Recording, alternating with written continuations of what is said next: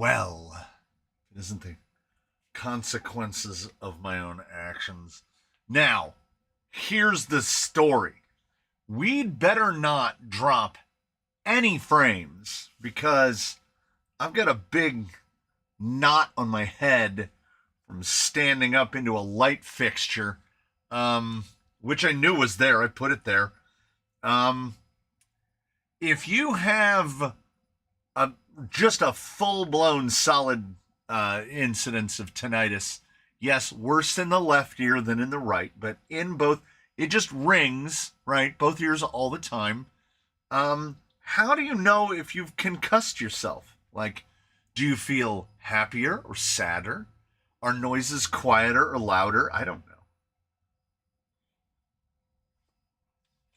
All I know is, boy howdy,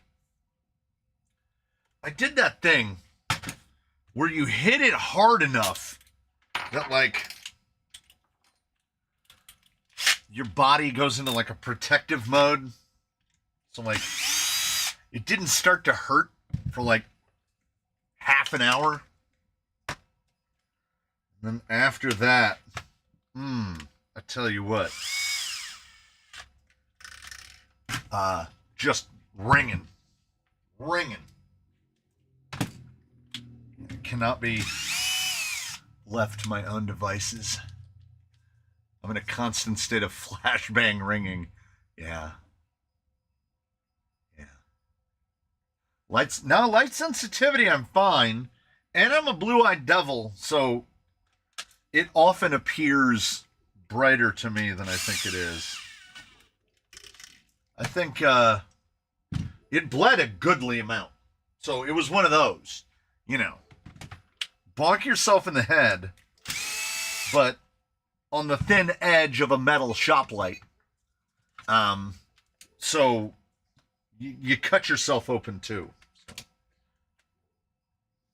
It's what a way to start the day. I just wanted it to be made abundantly clear that when I told the 3D print guy I need like 30 of these things, I wasn't kidding. I think I'm going to use most of them. You join the process already in process. Knocked myself out with a pipe wrench under a tractor before. My most recent, it's been years. It's years. Since I've taken a wrench to the head. But do you know how you take a combination wrench? Oh, I got a little one we can simulate with. You take your combination wrench, but it's obviously much bigger. You go with like 3/4 inch or 13/16, and you put this part over the end of like those big hooks, like the hooks you'd hang a bicycle from. You put it around it, and then when you can spin it, right? And it'll allow it much easier to drive those huge hooks in. I was doing that, and as I spun it around, it perfectly disengaged itself, and I did that full deer in the headlights, and it just turned and fell straight down, and thankfully came closed end down and hit me right there, right on the bridge of the nose. And it's like a wake up, go to sleep at the same time. You're like, man, I both did and didn't see that coming. Did I catch my comment about the name change? Yeah. Google is, they really don't make things easy, do they? They try not to. 14 days you gotta wait to change your name. And you know what? We should probably be thankful that it's only 14 days. They could drop on us and be like, it's like a year. You can only change your account name once a year. Blue's eyes are pretty, but you can't see shit if the sun is out 100%. Oh, I detail cars, and the amount of times I've had a trunk tailgate close on my head or swing the air hose and hit your rent in the jewels. Oh, no. Have I been there? I have. I've got I've got one of those hose reels, you know, the big hose reel for air hose. And I did the pull, right? And it started retracting in. It bounced off as it was going by and came up and pilled me on the way by. And it's one of those, I can't even be mad, right? Like, I was there. I wasn't straddling the hose or anything, but it still came and got me. I'm a motor mechanic. I hit my head every single day. Yeah, I hit my head a lot, which is alarming as I'm in a building that I constructed. And it's, it comes back to what I've always said, that complacency kills. Right? You stop paying attention. I'm not thinking about the fact that I know where the router is. I know where that light fixture is. And I hopped up on top of the workbench and I stood up straight into it. Just full blast. And the last time I gave myself a bonk this substantial, instead of the head, it was my shoulder. And I stood up into a bench vise, the kind that's mounted like a woodworking vise that's mounted at the end and slides out. I stood up straight into it and took it right there. And it felt like somebody full swing hit me with a baseball bat. Like I just crumpled to the ground. And slightly more distant in the past, I took a gentle kickback on the table saw while cutting 5mm Luan. Thank the heavenly stars is that it was 5mm Luan, because it did the pivot, swung back around, and based on my height, there's a part of my anatomy that's right above the surface of the table saw, and I took that 5mm Luan in that part of my anatomy, just dropped me like a sack of potatoes, straight to the ground. Like, no, don't put your arms out, nothing, just blah. One moment vertical, next moment horizontal. And I got back up and I finished cutting after I reinstalled the air in my body. But if that's as bad as I'm getting in terms of table saw kickbacks, I'll take it. How many times you catch a finger in a derailleur while cleaning and lubing the damn thing? I would get the thing where it would just grab a tiny little bit, and then a couple links of chain would roll over it, and then you'd realize, oh boy, and then you would have this sweet tattoo line of blood blisters from where you'd inserted your finger into a location that a finger doesn't fit. I stood up into my van wing mirror and it really hurt, so my natural reaction was to punch it. There you go. That's double down. Double down. And then your body is going to decide which hurts more.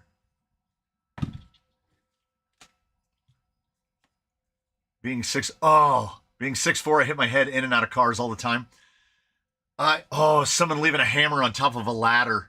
Oh, better even than a hammer. Just a full-on, like, framing nailer on top of the ladder. Which you don't even have to bump into it. It just, like, readjusts its balance and just falls off and hits you on the way down. I wonder how many memberships got laid out last week. About 100. There was I want to say it was like 102. Just a hair over 100. You know what I didn't check? I didn't even check to see what the roll-off was. I didn't look at the Sawtooth last week. The Sawtooth was I don't feel like it could match the week before. I don't think it did. No, it didn't roll. It didn't roll off nearly as bad. So we're in between. Yeah, we got actually 5 rolled off that day. So we went plus 96 on the day, and then in the following week, only like 23 rolled off. So that's not too bad. Wear a hard hat at work. It helps the skull, but my neck is paying for it now. Yeah. Are we working on a Trucks of Fortune build today? Maybe. Maybe. I had a lot more motivation before I tried to knock myself out. Worst head bleeder I had, I was out shooting. Part of the jacket of the bullet came back and Harry Pottered my forehead. Ugh. Cletus McFarland does 4 NASCAR ARCA races and already has his livery on a low-C NASCAR. Well, remember when things went the other way around? Where, like, people famous for reasons would then make foray into social media. Now it's the other way around. Well, I guess it's been the other way around for, like, 20 years now. But now social media is what will propel you. How can we get that steering wheel that's for our pleasure? I got these from Matthew on the Discord. He's on there all the time. The same gentleman that does the U.S. printing for Revolt. Have you had a chance to look over the items I sent? Not really. Mostly because the laser is humming away over there. It is finishing out a cut. And it should be done in like 30 minutes. And then we'll get a non-unboxing, but a revealing at the same time. You can never have too many, right? What's it? So he was asking how many because he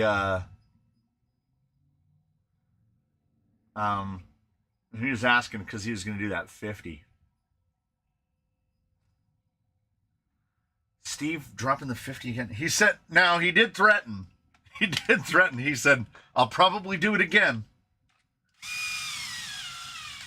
It's gonna slow that chat down just a little bit.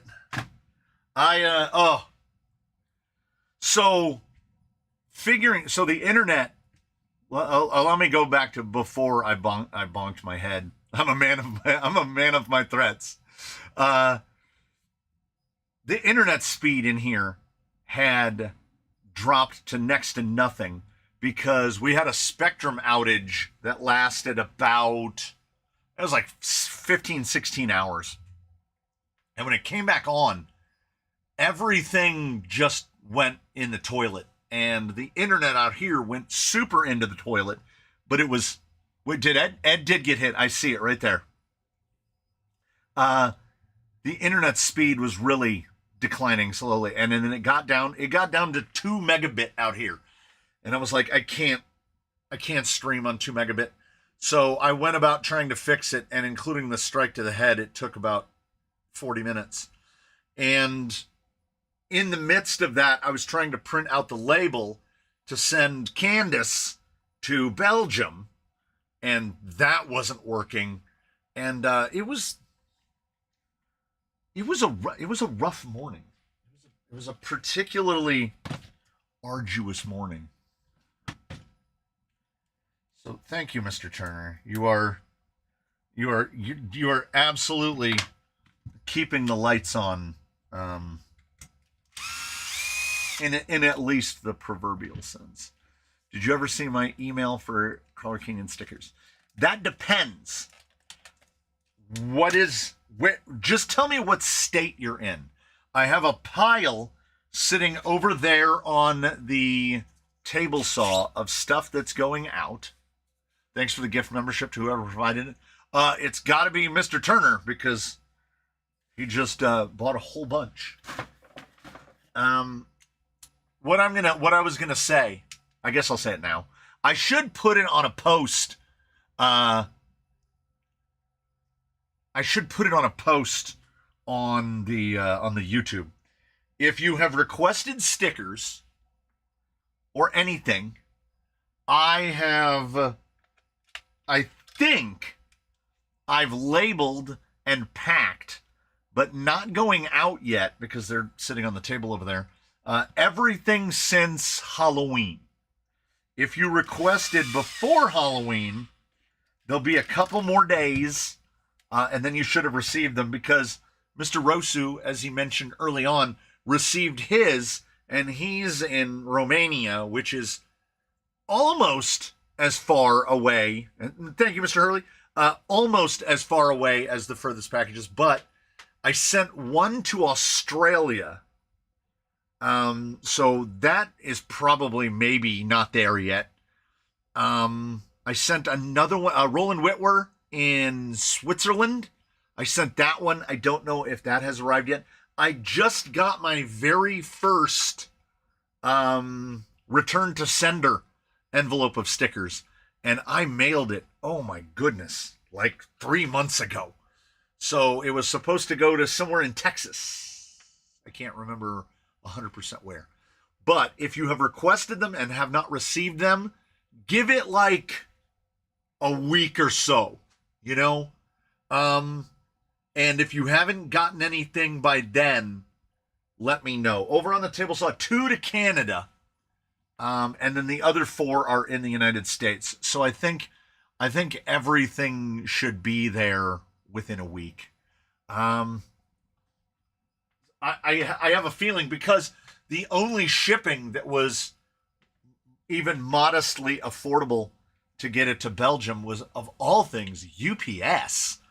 And I'm still trying to figure that out. Laser plates arrived, but no stickers.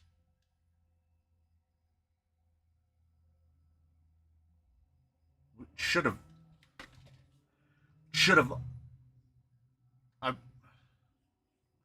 It should have all been in one envelope.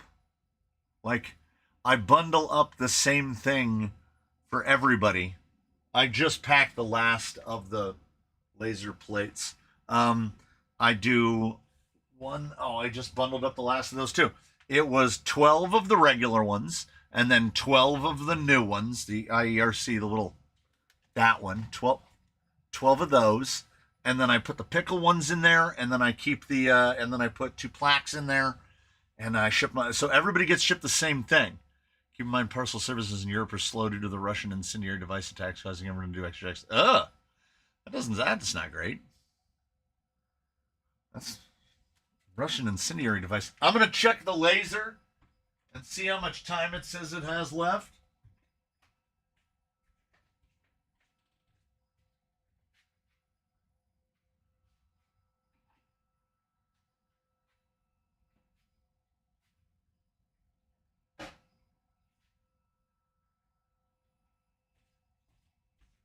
It says 13 minutes, but if I'm being honest, it looks like there's a little bit more than 13 minutes left.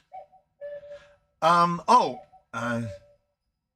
laser plates in an envelope, which was in a postal envelope.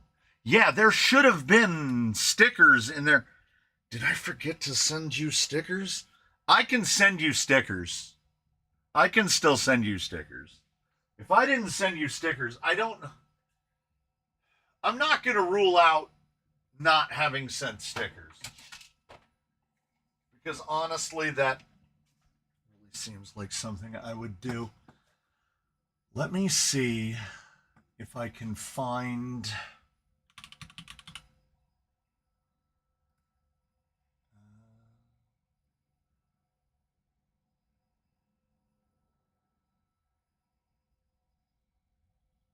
There it is. Okay. I have your address. And are we doing mini tires? Yeah. You know what?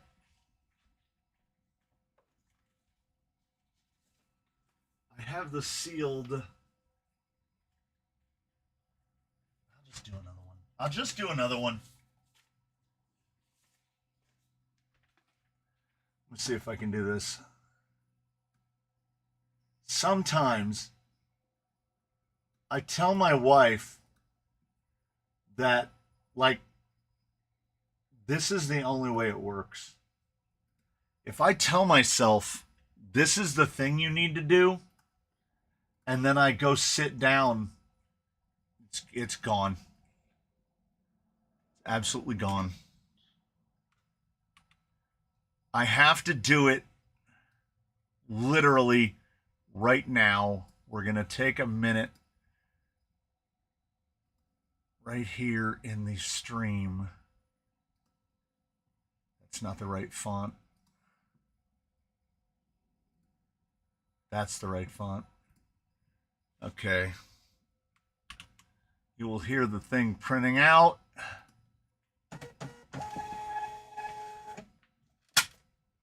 This is literally. Okay, there's this address envelope. Honest to God, this is before receiving a blow to the head. So what I did is I overdid. The title is absolutely accurate.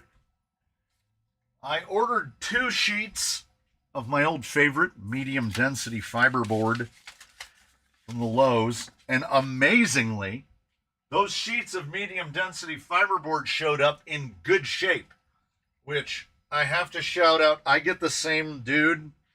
I have the same dude as my delivery guy, like every time. Like, I don't know if he's the only guy or he's just the guy that does this area. 12 and 12 and 4 goes in there.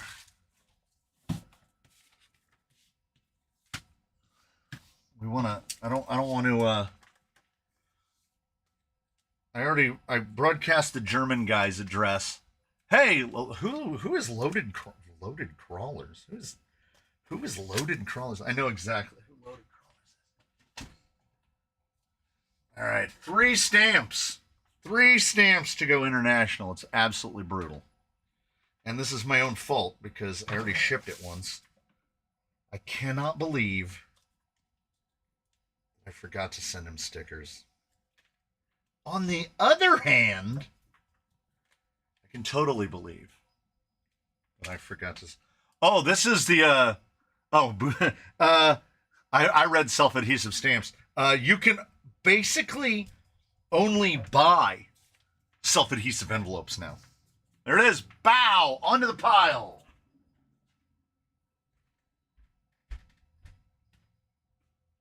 So now there's even more. There's even more. Anyone else, if you have not requested and you send in a request, it can be like a week before I send them out. A stamp nowadays, 78 cents. And this was this morning. 4 stamps left in the book. I don't mind. Channel money's channel money. It all goes around in circles. It does stagger you a little when you go to the Costco to buy a book of 100, to buy the roll of 100 stamps. And it's $78. And you're like, for stamps? My brain is still stuck on 29 cents. I remember when stamps went to 29 cents. And I was like, that's ridiculous. Nobody's going to pay that. Which is why, where's the other bird? Which is why when I went to ship Candace, I couldn't believe that UPS was the cheapest method. UPS hasn't been the cheapest method to do anything for, I feel like, 20 years.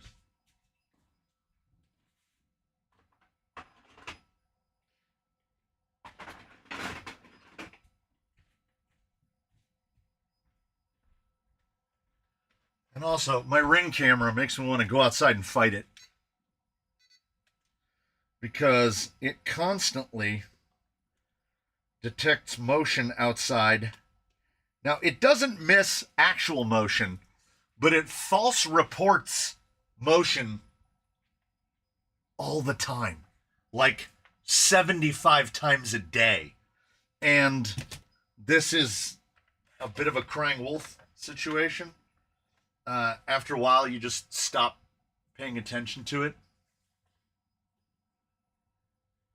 You're the only person I know that uses stamps. No one in my personal life uses them.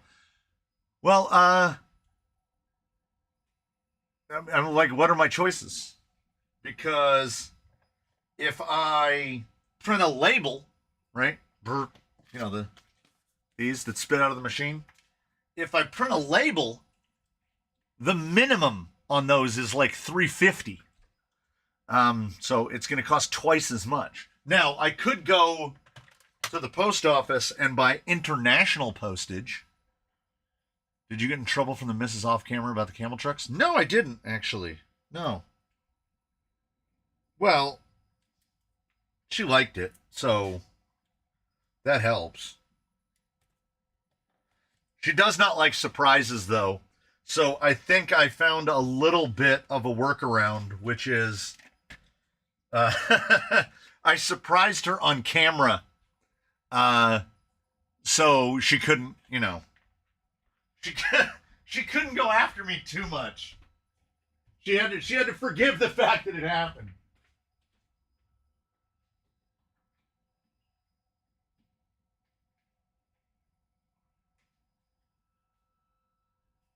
I don't know. It says 6 minutes. It says 6 minutes. I wish that I could get a camera in a position to see. Am I on the wheel? The wheel of what? Her dislike for surprises seems to be less than her love for a new toy truck. Yeah. Are those 3D printed wheel grips? Yes, they are. I've got a couple more still. And I think I got most of them. I'm should be missing still about 8 that I can think of. There's only one over here on a Kimbrough. Wait, how many radios? Oh, 2. No, yeah, that's right. Okay, those are filled out. Any thoughts on the MB scaler? What about it?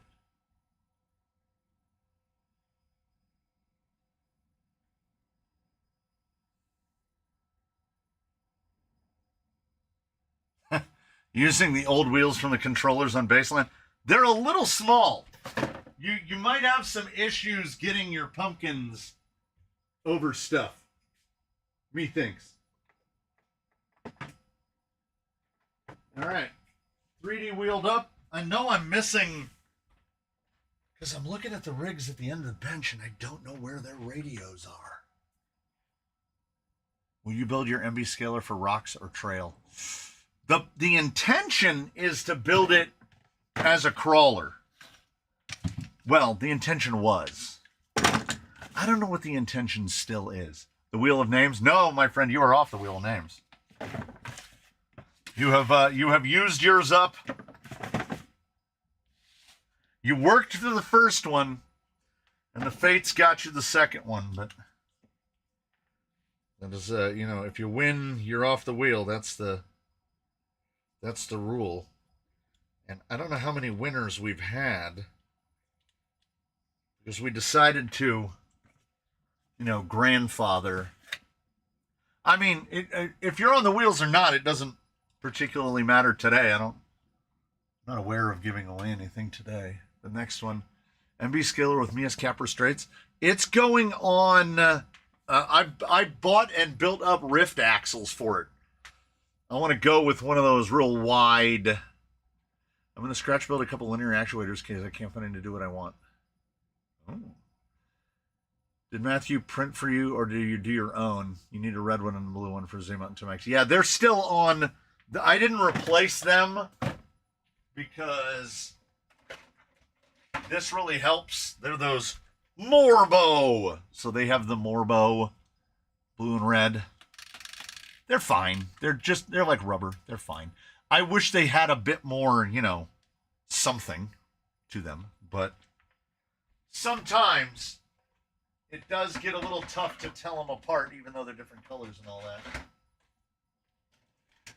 So I saw kit crawlers in here, right? One of the gray names on there. I saw kit crawlers on there. Kit Crawlers sent me in a box. Oh, did Matthew print? Yeah, he printed all those. 30 of them. He printed 30 of them for me. So I don't know if I'm kind of I'm kind of bordering on unwilling to start it up during a live stream. I think I want to sit down with it. So we'll give the spoilers anyway. Little spoiler for you.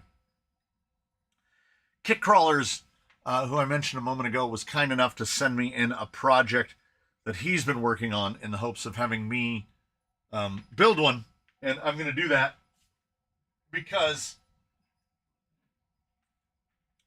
it looks pretty cool. So apparently he designed and did all this. This is 3D printed, 100% infill. The aluminum powder coated aluminum panels on there, which I love the color because unofficially Kelly green is the official color of the joint. Have I looked at the content suggestions? Yes, I have. I saw it this morning. And I happen to have one of these, which is what it was designed for, I am told. There's one of those. And then, oh, everything's in a different spot now. I just went to, oh, let me see if I have enough cord. So what I did yesterday was an old Canyon oldie but goldie, which is you take IKEA furniture and then you disassemble it and you build racking to accommodate what you need. So this is right under the bench. I grossly underestimated how much material I needed because those bins are just sitting there. I don't have any way to structure them. But I've got nice places for my deep bins. I've got my little axle container over there. Everything went in really nicely. I never hit my head when I was under there. But basically, to fabricate what's under there was about a half a sheet of 5mm Luan and nearly, I'd say just over between 2/3 and 3/4 of a sheet of MDF to build that out. So that thing weighs about 100 pounds before you put the stuff in it. And I measured it completely wrong. And thanks to measuring it completely wrong, that old Ivar IKEA, this guy, used to be right there, but it fit there somehow after I carved it up to fit. Oh, somebody said, holy bins, Batman? Oh, no. No.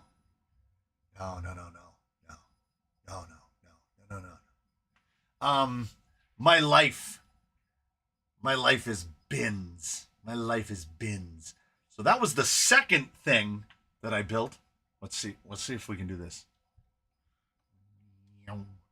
The first thing that I built, we can't see because it's too far away.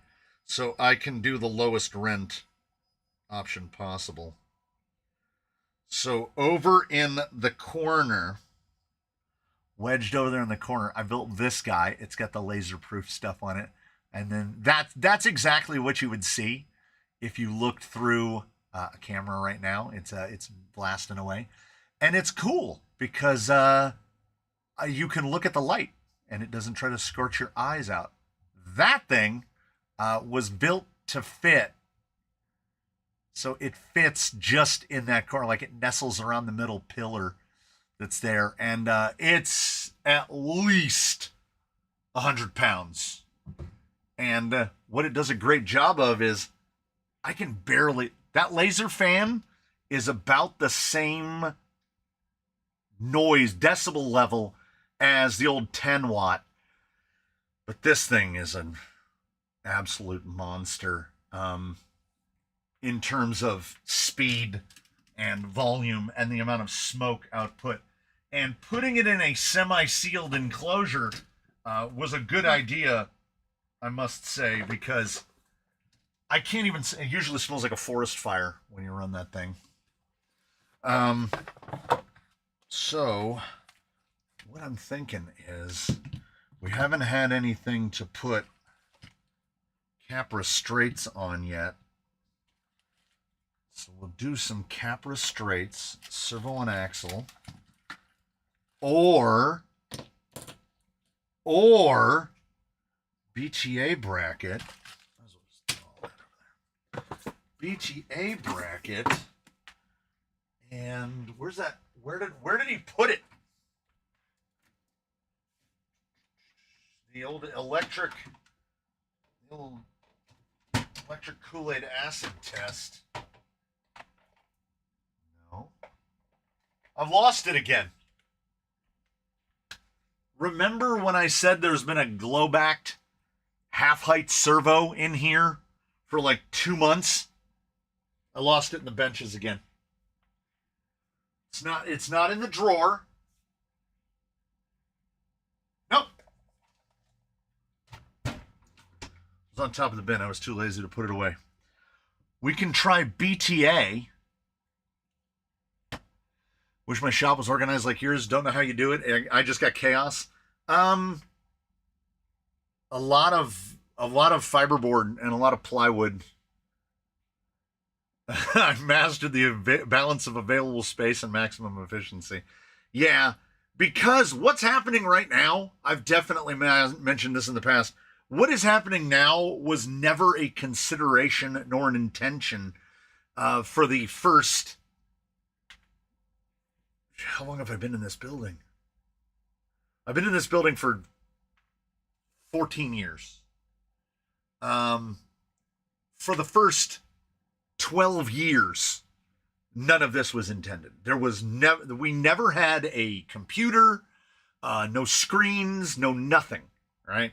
This was a workspace, and I kept it as such, right?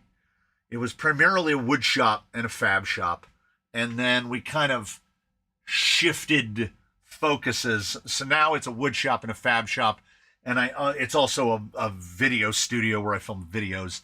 And I never planned on 3D printers. I never planned on the laser thing. I never planned on no screens. Yeah, easy. You turn music on, and you're good to go. At any point, will you ever consider expanding the building? What I would like to do is currently your camera. You're looking west that way, north that way, south that way, east that way. I would like to make basically like a lean-to that goes off the side of the building out that way. And where my current lumber rack is right now, I will remove the lumber rack, put in a door that will pass to the outside. And then what will be stored in the annex will be all of that stuff. Sheet goods, 2x4s, lumber. So there'll be lumber racking along one side, because if I can get all of that stuff outside, then it will clear up so much room to put other stuff in here. Because I don't mean the woodworking equipment. I mean all of the stuff that goes along with woodworking. And there's a lot of it. A lot of it. And my aluminum rods and L-angle and channel and all that stuff. If I could just have basically like a cellar. I need like dry goods. When the kids move out of the house, just annex the house. That's never gonna happen. They're gonna be here forever. Oh, the fan just shut down. Did FMS figure out the steering axle on the camel trucks? It appears that they did, because the knuckle and the end of the CVD look different than they did on the LC80. So I'm operating as if they fixed it. Is everything covered in a layer of sawdust? If you would like to know how low rent my dust collection is, the front of the building is 2 doors, because this was supposed to be a garage.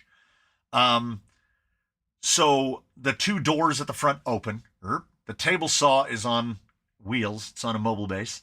You pull it over, and then out the side of it is what should be a jet dust collector, but instead it's just a jet squirrel cage fan that points outside.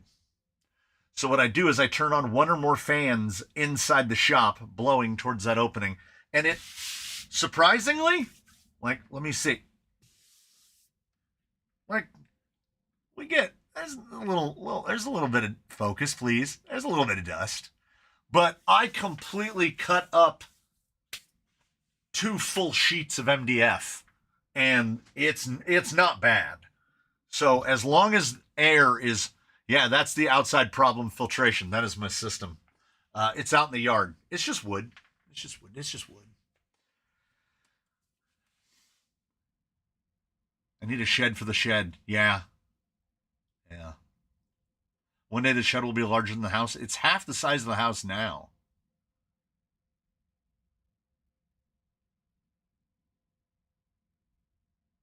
Yeah, MDF dust is more like, yeah, the neighbor's yard is just thick, like it snowed. MDF dust is like baby powder. Let me extricate that which has been lasered.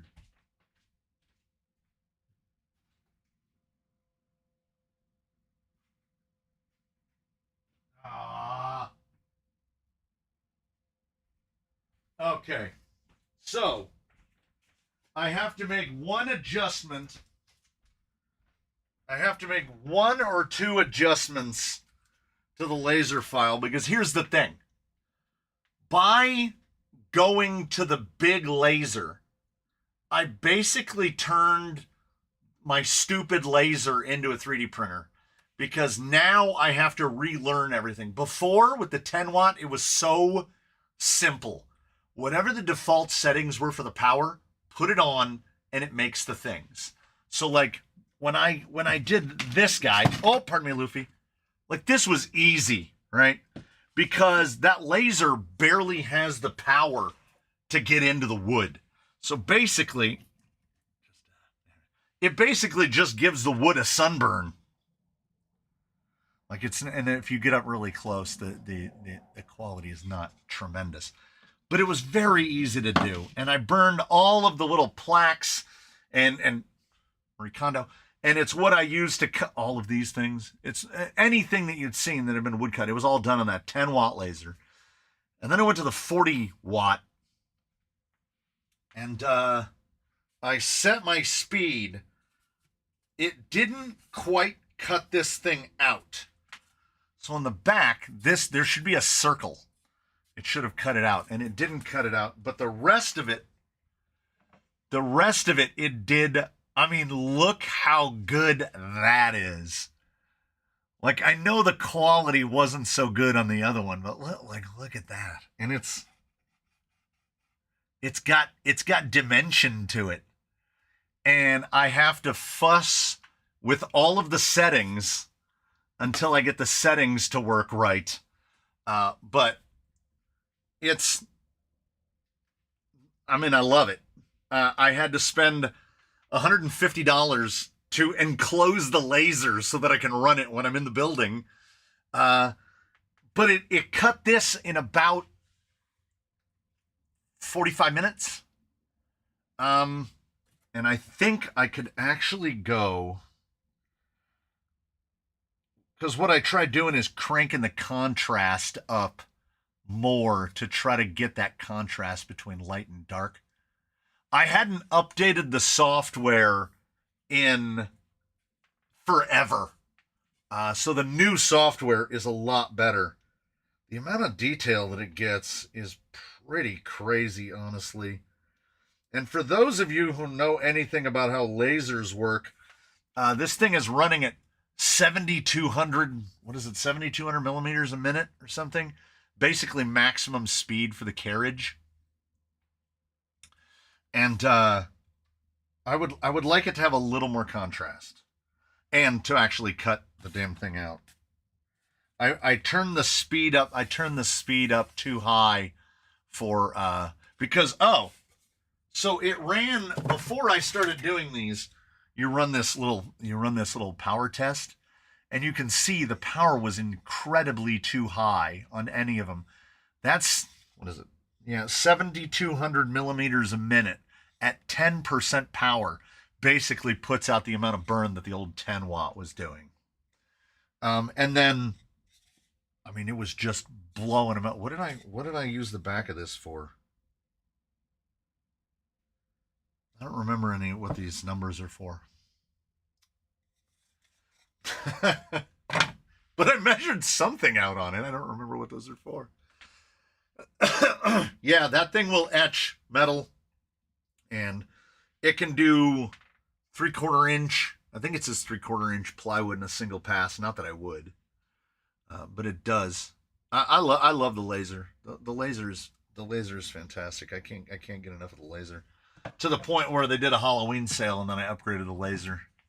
That I didn't even need to, and I began to regret it because the first couple cuts were so deep. Um, but I'm figuring it out. I'm figuring it out. And there's a 3D printer arriving in about between 3 and 4 weeks. So I'm gonna have to figure that out again.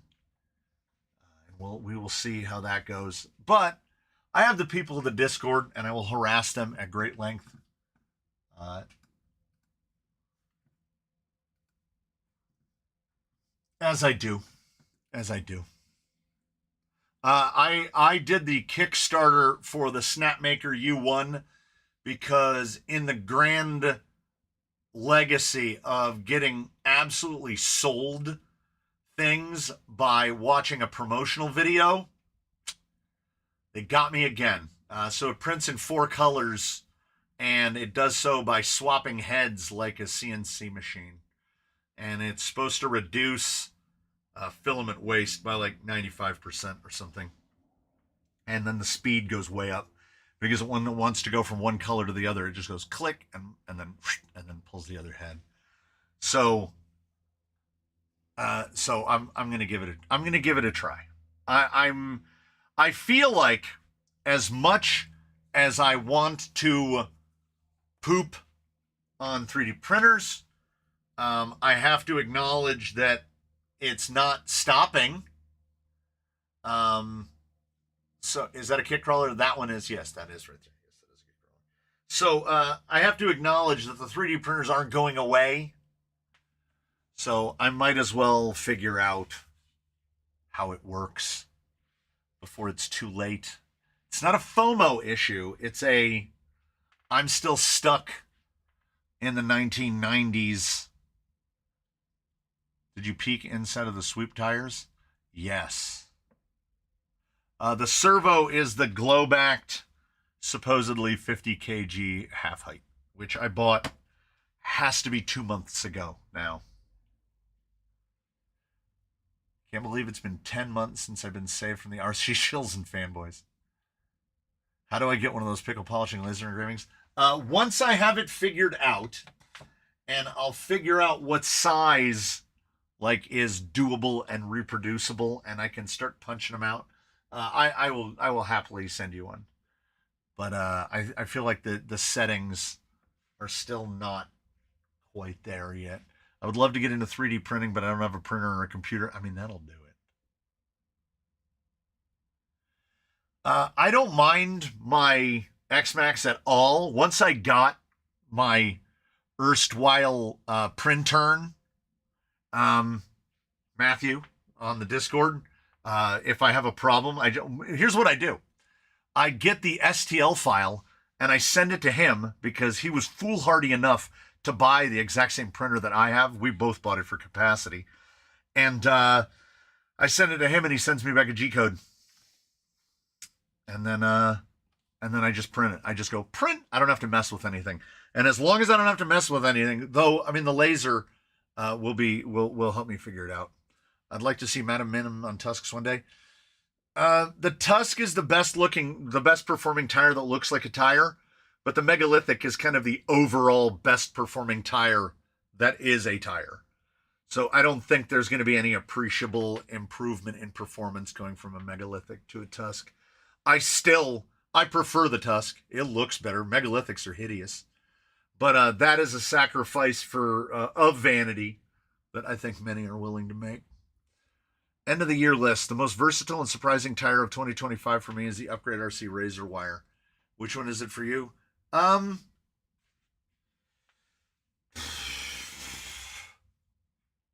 What new tire? Well, it's none of the reefs.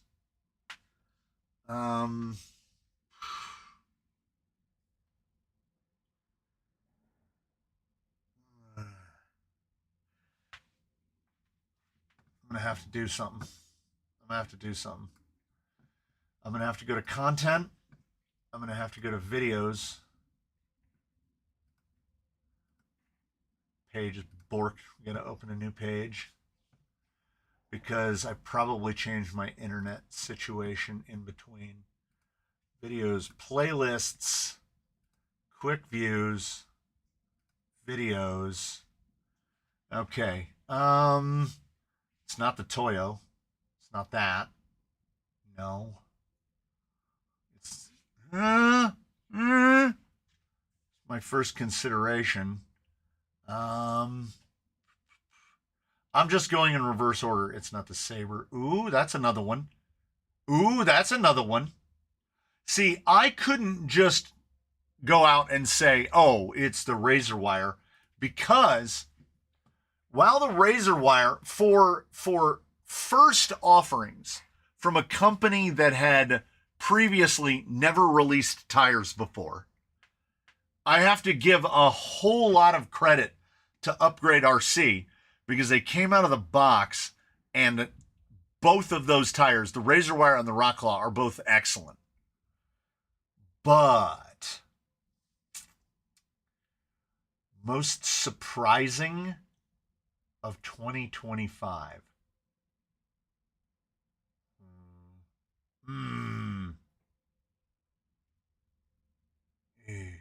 Most surprising and best performer are almost certainly two different things, because 2025, as I look in this, and none of these are reduxes yet. Man, we've gotten some really good ones this year. Honestly.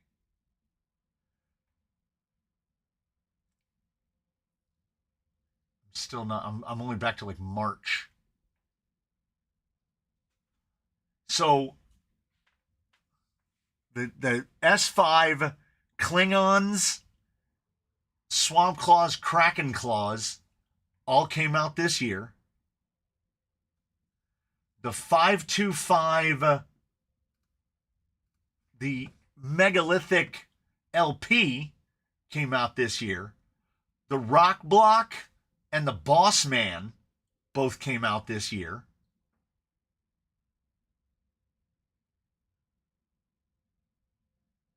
That's tough. What dual stage inserts work well for the Rock Claws? It's a bit of a money hit, but just buy the Upgrade RC ones. They fit perfectly. That's what I have in mind.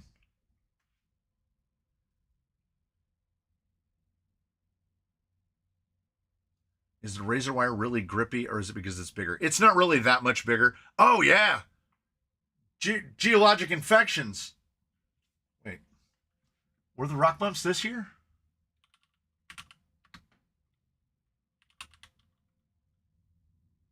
Yeah, May. I scrolled right past them. Yeah. I love those Upgrade RC tires. I prefer the Rock Claw over the razor wire because it's definitely a more versatile tire. If they had gone 2.2.525 on the razor wire, I think it would have a broader appeal. It would fit more rigs. The Rock Claw was an easy. Once I tested it, they went immediately on a rig. Those razor wires hung out on the tire rack up here for like 5 or 6 months because there was nothing that they really quite fit with. So LP Megalithics, Rock Bumps, Rock Blocks, and Boss Man all this year. KLR Comp Spec V2s were this year on the Wizard. The gold compound ones at any rate. What would be the best inserts for fossils? I've always used this. I think all of mine have been these Canadian Custom Softs in the fossils. Have I checked out the ones with the rib in the middle? Yes.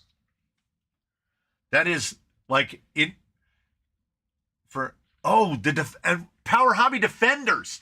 I would say, okay, again, no offense to Upgrade RC. or any of the products they've released this year, because I think both the Rock Claw and the Razor Wire are excellent. I don't think a tire surprised me more this year than the Power Hobby Defender. The Power Hobby Defender absolutely caught me off guard. I did not see that coming. I thought that that was a typical experiment where I bought tires, tested them, and then they end up on the rack being unused. The Geolanders, Reef Sabers, they'll fit on something. They'll go on something eventually. That's the theory. But I like a tire that when we test a tire, it immediately, I already know. Before I've even finished the quick view, when I did the quick view on the Power Hobby Defenders, I could tell before they even, second most surprising tire of the year, the OE Trepador. Because my anticipation of the OE Trepador was that it was going to be steaming hot garbage. Oh, well, I'm definitely not a Power Hobbies fan. Absolutely not. Because the previous entries I had tested from Power Hobbies were catastrophically bad. The Power Hobbies pin tire is the worst pin tire I've ever tested. The Mix Racing, do they call them grabbers? Is that what they call their pins? The Mix Racing pin was better than the Power Hobby pin.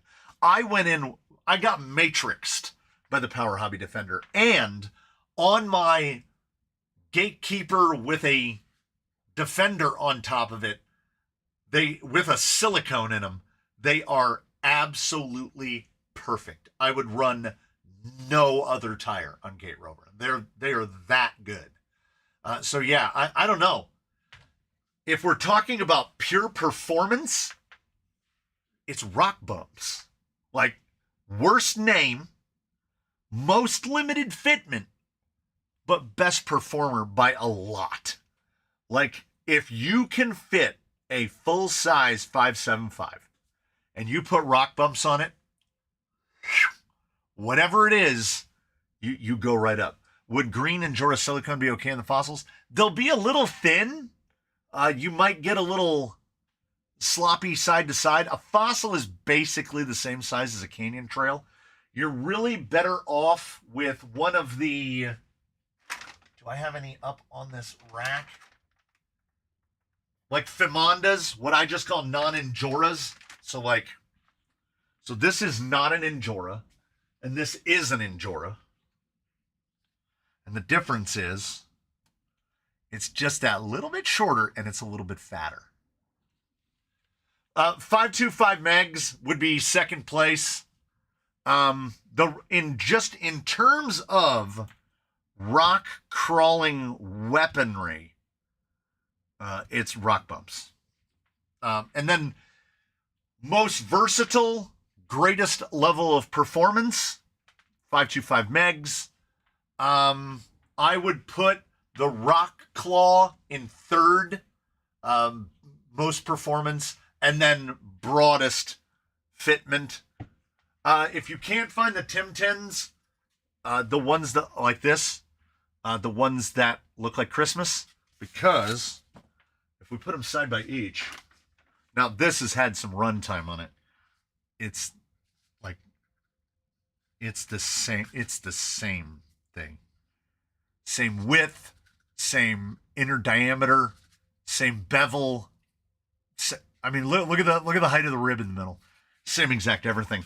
On AliExpress, these are reasonably inexpensive. The green outer foam is a discardable. Like, use this for packing material. This is far too firm. It's probably double the density of the white foam. And I'm starting to believe that I'm starting to believe that the color of the foam has something to do with how dense that foam is. Like, I think if they just take a foam, they say, oh, we want this foam and we want it in green instead of white. I think it's because it's green that it's firmer. I think it is. So these are the ones that Sputter, Loaded Crawlers, was referring to. you can see you can't see through them, right? Because they have a central rib, almost like they're two halves mushed together. So in terms of the density, they are the least dense of any of the silicone inserts. And I have not yet gotten to test these yet, but I have some concerns about how soft that is. But then because they have a solid rib, they are incredibly resistant to being crushed this way. So like I feel like they'll hold up the weight of heavy rigs better, like say if you've got an FMS FJ40, but I'm worried about this. Because this is a thing that silicone does, and this is the failing of the silicone. The strength of a 3D printed insert, and I'll find a real haggard looking one. Heyo. This does not collapse this way. We've got the soft shoulder, but then laterally, this does not compress. Vertically, that's the strength of the 3D stuff. So you get into this silicone, and you can see, I think if when they made these, I don't know how much more work it would be to change the molds. This vein, give me like a pencil. Give me a pencil. This is what I think would optimize. Do you see how we have this individual row of cells that runs around the middle? And all of the veins are in line like this, right? I think if the veins were here, it's not going to leave a mark. So take this vein and put it in the middle of this cell. And take this vein and put it in the middle of the cell. I think if it did that, because like see on the compression, that guy really doesn't change shape. He just kind of widens out a little.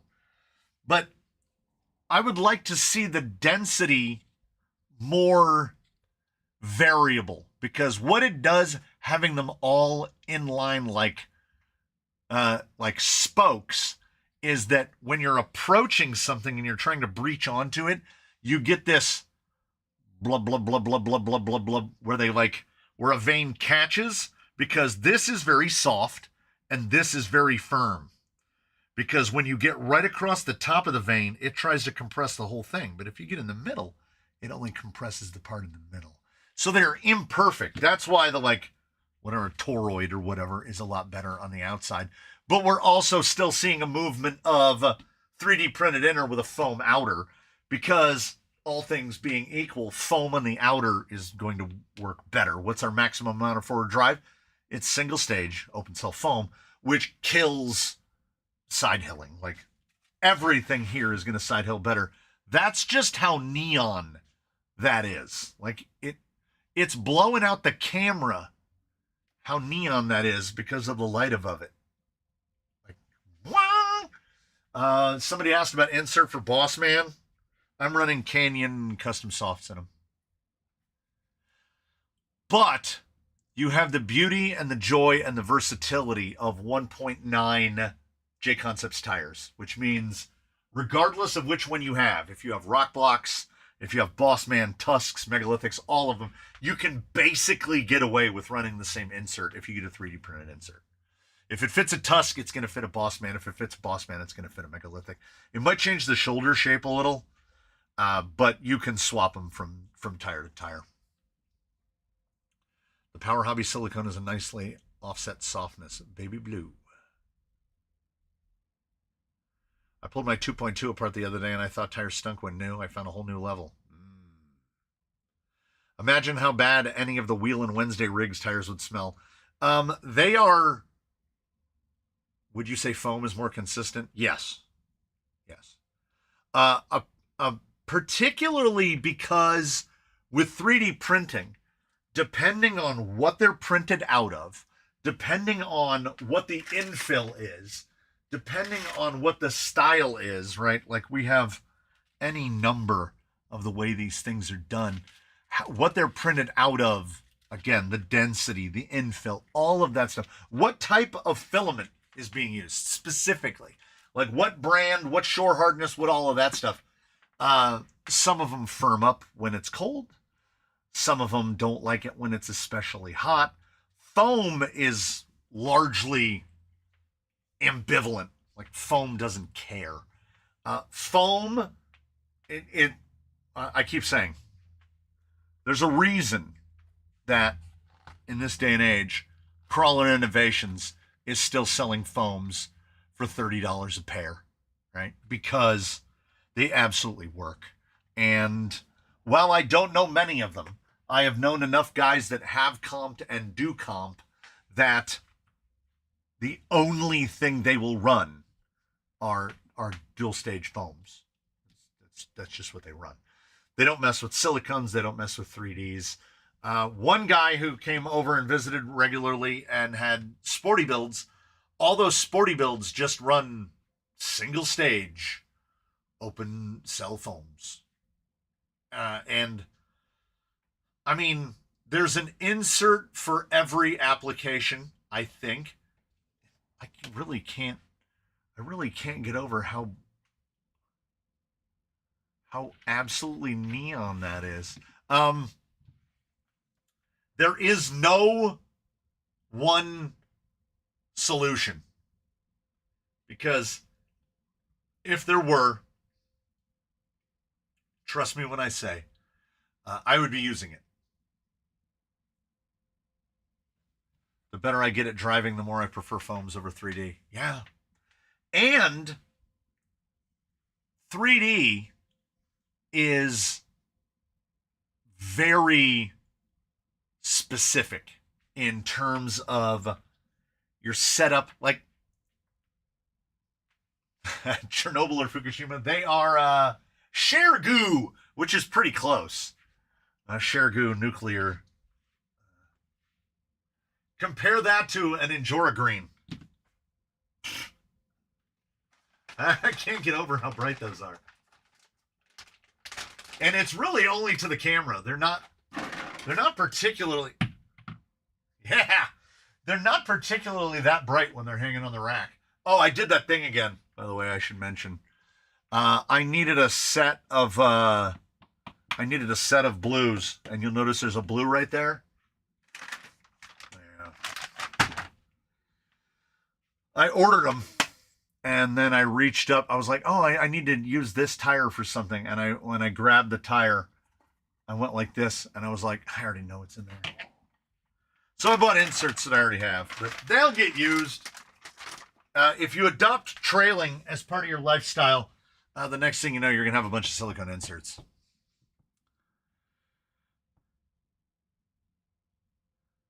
Proline crawlers or VP Toyo RT525? I'd say crawlers. I would say crawlers because the Vanquish has never gotten the 3 C's correct at the same time. And an indicator of that would be that it's too bright. I can't handle it. An indicator of that would be that if you have an idea of the size of the fleet here, it's fairly substantial. And in that fleet, I run no Vanquish tires, not a single one. And none of them have really passed any test presented to them with flying colors because, yes, the compound is good, but they make them too thin. They make them fingernail thin. Like, I don't understand. The Vanquish VXT2 is a tire that basically only works on wet. I don't know if I would outright recommend any tire from Vanquish because, by the way, I'm operating under an assumption, which is something that I do a little too often. The assumption is that you know what the compound carcass and composition, and by composition we mean let's use the appropriately banana hand sized indicator, right?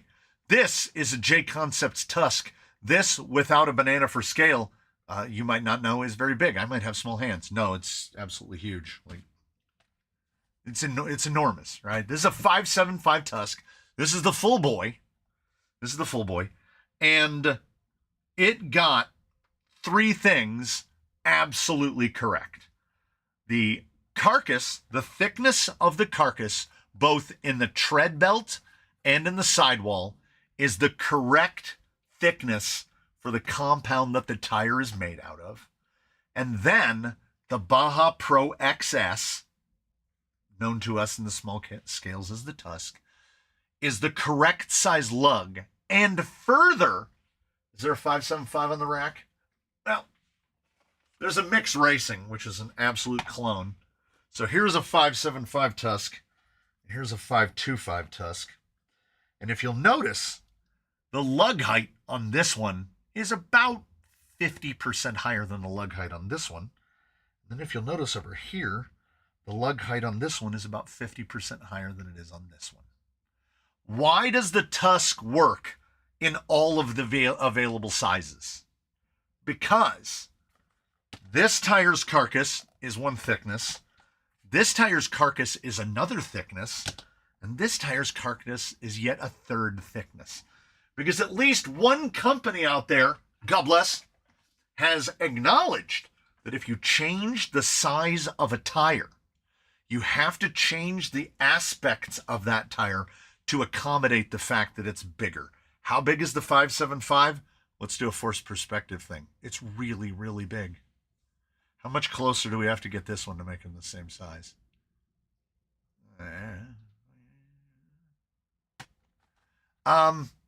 So what Vanquish has never managed to do is get the compound and the carcass into agreement. So we almost never get to the point of the composition, of the distribution of the lugs, the height of the lugs. We never really get to that stuff. But this is the Geolander, I always get it wrong, XMT. This is their 5.25, right? Yes.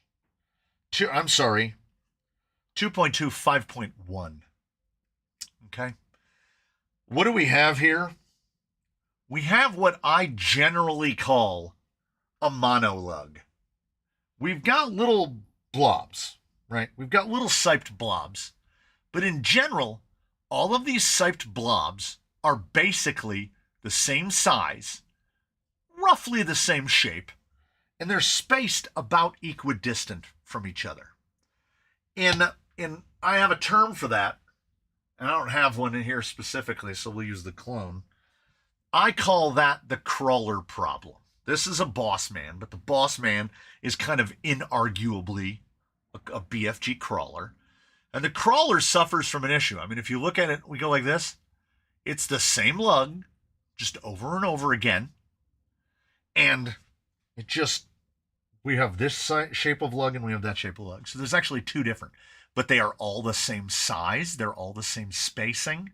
So the boss man can get away with it a little bit because it's made out of green and because they made the carcass the correct thickness for the compound that it's made out of. Why is a boss man not as good, in my estimation, at all things as an all-rounder as a Tusk? Well, a Tusk has this lug, and then it has this lug, and then it has that lug, and then the spacings, there's almost like an asymmetricality. Because the spacings, the openings, we're in around the 50-50 range of lug to void ratio. But the amount of void is almost, and I hate to say this, it's almost like a negative lug, right? So we're looking at about the same amount of stuff as the amount of not stuff. So are you saying you wouldn't pay $150 for gun drift doors? Mr. Computer Guy, thank you very much. I needed that. I needed that on a day when I bonked my head. So Vanquish, hopefully, one day is going to get the ratios correct. They're going to get the thickness of the carcass correct to the softness of the compound. which is what is so surprising about Upgrade RC, because their super soft is very, very soft, and they made those tires really, really thin, and they work. Which all that implies to me is that somebody did homework. Somebody did work. That wasn't the first run of tires. Like, they tested those things to get where they got. I refuse to believe that they landed there on the first try. If they were. Would siping help the boss man? Well, if you look at the boss man's up very close, if you're looking them up very close, they're almost like a relieved lug. And I honestly believe that's probably helping, because molding a lug in this configuration kind of makes them act like they've worn a little bit, because a worn tire, oh my God. If you wanted to take the over-under on how many times do you think I've gotten the comment, well, those get better after they break in. Oh, sweet infant baby Jesus. It is my cross to bear. It is my cross to bear. Yes, we know that. I like crawling innovations in pit bulls and Endura in Proline. Prolines, because I do not believe G8 to be a rock crawling compound, and I do not believe that Predator compound is Taylor Swift's music. It's great for somebody, and it's not for me, because I live in the desert. It is November, and outside it is currently almost 90 degrees. So I can run Predator like this many months of the year, and then here's all of the months in the year. So I can't run Predator. Predator is a compound that I call clean wet. So I just there's a box sitting over there, ready to go to Belgium. It's got a set of Predator tires in it, because I basically can't. There's one pair of Predator tires in service here across the entirety of the fleet. The front tires on my wife's buggy. Was sitting here watching you live, working on a rig, waiting on a battery to charge, and just had a lipo fire. That's not cool. How big of a lipo? Please don't. Well, no. Please do say it was smaller than an 850. I don't need to start worrying about the bigger packs more. I've considered buying those and sending them into test just for content, but 150, yeah, 150 is wild. And the Trepidors are not a rock crawling tire. I will stand on that. That is why that in the surprises of 2025, the OE compound Trepidors were actually pretty good. Still caught off guard by that. But it's gotten now to where we're close to 200 tires on the spreadsheet, in the database, close to 200 tires. And every time a new tire comes out and I'm getting ready to test a new tire, I ask myself, what is this tire for? We have, regardless of where you are in this great land, we have, or on the world, we have a tire at this point for almost every situation. Okay?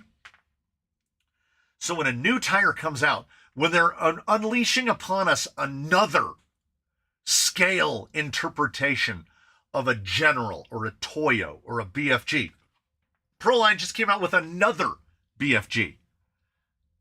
My first question is to ask, but for why? Like, what do we need this for? Why is this tire needed? Because I know we all want variety, right? And scale aspect plays a big part in that. And if you're more about the appearance than the performance, Proline and RC four-wheel drive, by greater extent, pretty much have us covered. If you're looking for performance primarily, but appearance a very close second, I think a lot of that is covered for us. I think the tires that we're looking at now, when we see new tires, when I crack open that bag and I take a hearty whiff of whatever brand of stank is hiding inside that plastic, what I'm thinking is, how good is this tire going to be? Right?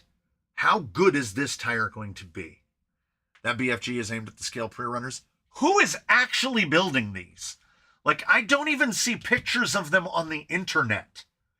I feel like Regina George more often than I should. This is a reference that you should all understand, because I feel like there's a cabal, a secret cabal of a collaboration of corporations that is constantly trying to make fetch happen, right?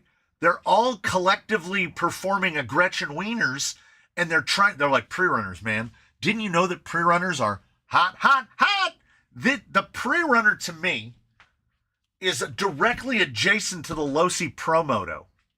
I don't actually know a single person that has bought a Losi Promoto or built a pre-runner. Because the pre-runner, we all know it, if you take a single spooled AR-44 and put it in the back of a vehicle, congratulations, just paint Krispy Kreme on the door because you just built a donut factory. That axle is determinedly built for all-wheel drive, for spooled all-wheel drive. Megalithics are always the answer. Every time you choose something else, you're purposely disadvantaging yourself. Unless you can fit this big, in which case you put a rock bump on it. Because a rock bump is the best parts of a pin tire and the best parts of a bar tire. And it doesn't look anything like a real tire. And even in scale, that tire would be neck high. Henry Ann bought 3 Promotos. All right, well, now we know somebody. I've seen a lot of videos of them, and they look fun. But, like, Henry, how long did the novelty last? Like, how long? Like, do you still drive them daily? Like, I'm building a pre-runner with a China copy, getting a hard body. It'll only ever see soft grass. Like, is it possible to get that UDR drive feel using 1/10 crawler parts? I don't know. I just watched some hill climbs. They have metal pinned tires. Yeah. What about just using a 3.2 6.5-inch tall tire?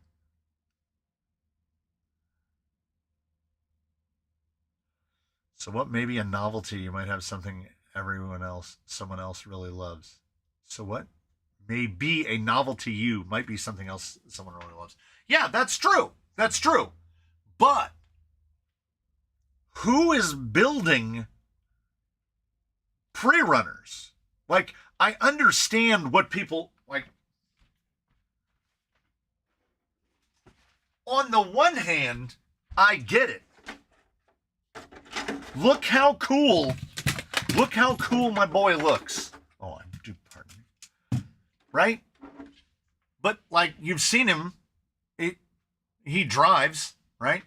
And if you wanted to build what's under there and make it go fast, because can anybody not using memory even guess what is under there?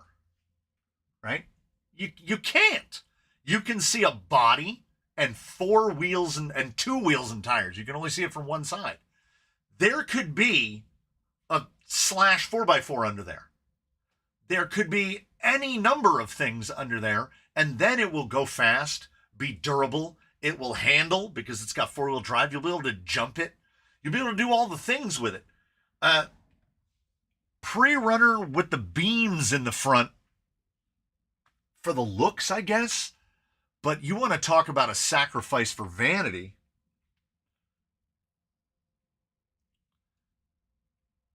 I would like to build a Bronco R on a Zool 2 chassis, but I also don't.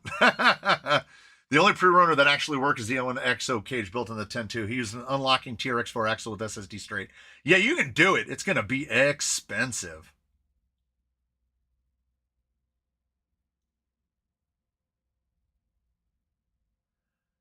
I kind of like that about a full body. You sometimes don't know what's underneath. Yeah, this is Voodoo Ranger.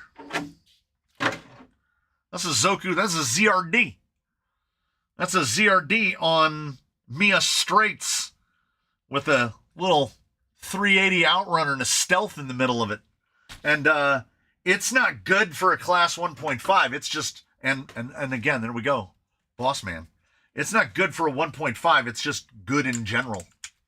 Like, it's good at everything. It might be the best 1.5 that I've built, and I didn't have to carve up a body to do it. You just slam it down. Look at that guy. He can do the thing. That right there. That's a sexy thing right there. The ability to do that. That's good business. So yeah, what need I of a pre-runner when I can build a rock crawler that looks like a pre-runner and is really good, or I could get this exact same body and just build something fast under it. Yeah, I know and look, still on the body posts. It'll tuck it to the rim. That's because they built it for a pre-runner. And I was like, nobody's talking about that Proline F100. Nobody talks about it. I'm amazed Axial hasn't made an RTR pre-runner because they're undrivable. Like, they just view. Our weight bias is completely wrong. A proper pre-runner is going to have a giant battery directly over the rear axle. You know, the opposite of how rock crawlers are. Completely built up my rift, and towards the end I started to ask myself, but why? But why? And my wallet shed a tear. I turned mine into a crawler. It's still not that versatile, but it is fun. My stickers came today. Just got a message from the wife asking if I was now an official member. I guess. I want to build my first truck from nothing. What route or kit would you suggest? I think the Mias Gold Rush. Budget, because I always assume everybody is operating off of a budget of don't spend the most. Gold Rush is an excellent place to start, either with the Mias nylon portals, which are your cheapest option, or with the Mias nylon straights. You have two options of width. Just a lot of Mias. You can do the Mias with the Mias axles, put a cab on it, put a full body on it, build it however you want it. That's the beauty of it. The only thing about it is the links. You're going to have to figure out the links, unless you just buy a cab and then get the included links that Mias will sell you. It won't give you the best performance. I like to cheat the front axle back a little and scooch the rear axle back a little bit more, get a little bit more length differential. But you can build it basically as those parts that go together, and you won't be disappointed. If you've never had a portal rig, build the portals. If you've never dabbled in straight axles, do the straight axles. The axles are entirely up to you. The Mias will handle offset and center pumpkin equally well. Yeah, it's a good place to start. Did you pick up the 2 rigs, 1 cup suggestion on Discord? Yes, I saw it.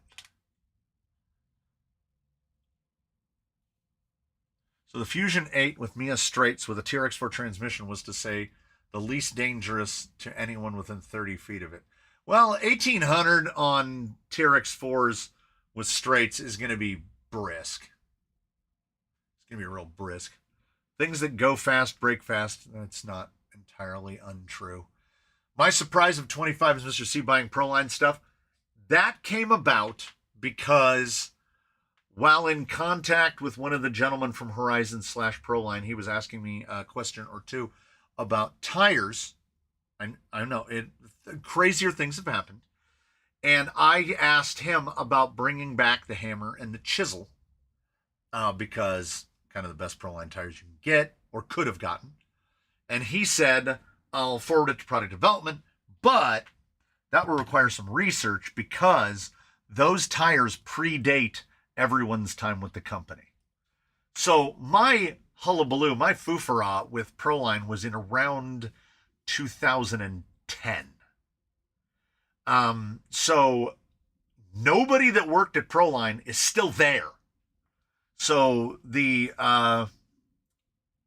satchel of Richards that was in charge of customer support over at Proline at that time certainly doesn't work there now. So I realized I was doing that thing where, like, I guess is this a thing in the South where like you hate a football team and you just hate it forever? Like some guys like Roll Tide and you're like, kill that guy. I was doing that to Proline. Yeah, their tribal knowledge left with those guys. Yeah. So Proline today and Proline of 2010 are distinctly different entities. And their bodies have got... I knew I'd get a Roll Tide. I knew I'd get at least one Roll Tide out of it. Their bodies are significantly better than the ones they were making 15 years ago. Their tires are better than the ones they were making 15 years ago. My Proline tires don't dry rot off the rack like they used to. I've got some 2-2 hammers. Yeah, but I mean, you can't, I consider it rear view stuff. I consider it unobtainium if you can't go on a website and order that product. Like the guy who made Panther tires died a few years ago. We will never see any new Panther tires. And if we do, they will be in the same vein that Airtronics. You can still go to a website called Airtronics, but Airtronics is gone, right? Sanwa still exists in the flying world, but Airtronics, as we knew it, as a purveyor of surface technology, is gone. So, if Traxxas made a 6-scale TRX4, they would most definitely high trail it too. Oh, 100%. It would have X-Max tires on it. Are there any discontinued crawler platforms or parts you wish would become available again? If the Moose is anywhere nearby, he would say the AR-60. I would say no. I don't think that we have...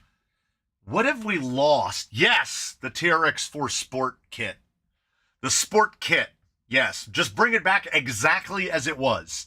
Fire up all the molds, make no changes, sell us the TRX Sport Kit. You can keep it at $299.99.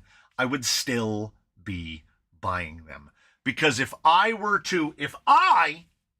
had the power and I was going to start a spec crawling movement, it would be the TRX4 Sport with a Fusion SE 1800 in it and an Amazon Blue case. Get out on the rocks, crawl. Take your canyon trails, cut them and sipe them, get out there and drive with your big full body. Don't add brass, don't do nothing. Go out there with a vehicle that is good, but not infinitely capable. Get out there and learn how to drive, which is what I wish a lot of people would do. Because over time, what I have found is that I'm learning to drive every time I'm out there. It's rare that I make a trip out and don't feel like I learned something. I'm a pure crawler guy and bought a Cheyenne High Trail just to have having a blast with it so far. Right? It's so relaxing. You take it out, you drive it in the woods, you just have a grand time.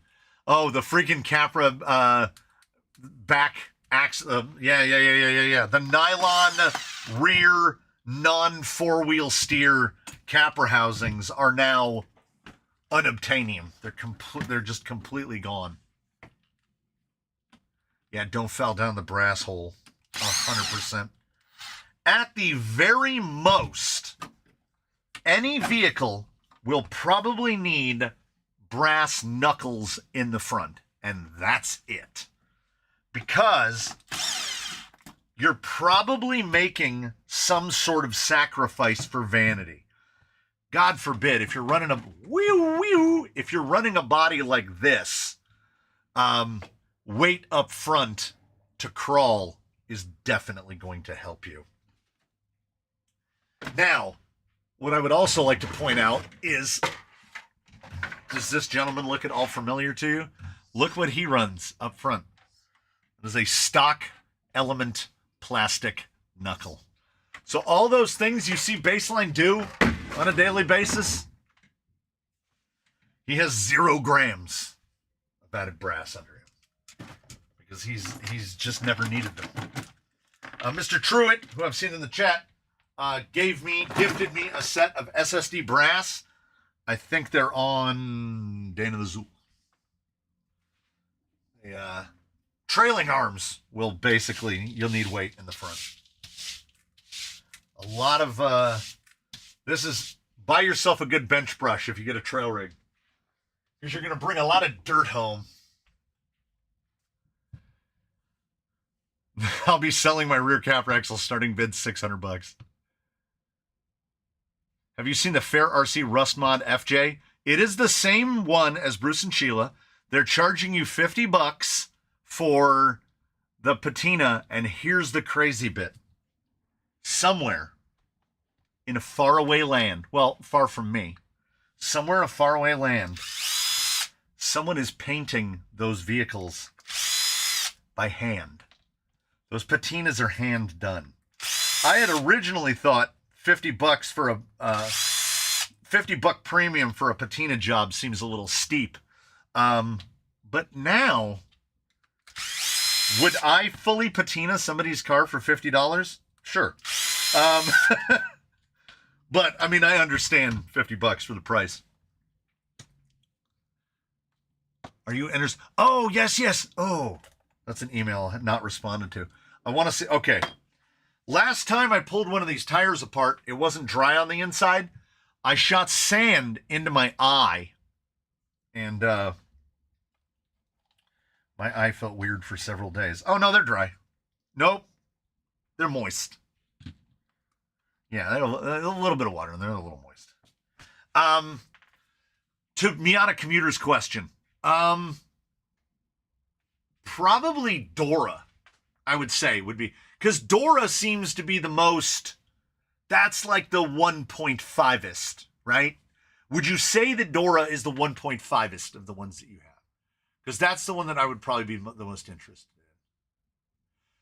Has the thought of, after the smooth plains, of putting leaves on one of the camels? No. They need to stay linked, just for the ease of maintenance. Patina bodies is what the guys who do distressed jeans do when they're recovering from their lung diseases.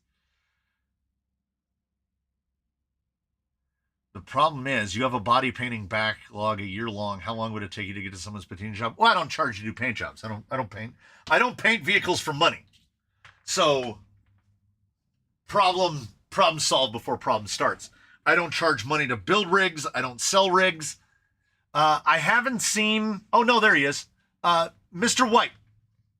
I know that Eddie White was very sad that he didn't win Candace. I know that I've said in the past, and I've said to him directly, that I don't sell rigs, but I do build them. So if you want me to build something for you, and you're not hung up on how long it takes, send me an email. Dora's on 475 hunks. Oh. I need to go to my email. I'm going to go to my email and read it again. If I can find it. No. There we go.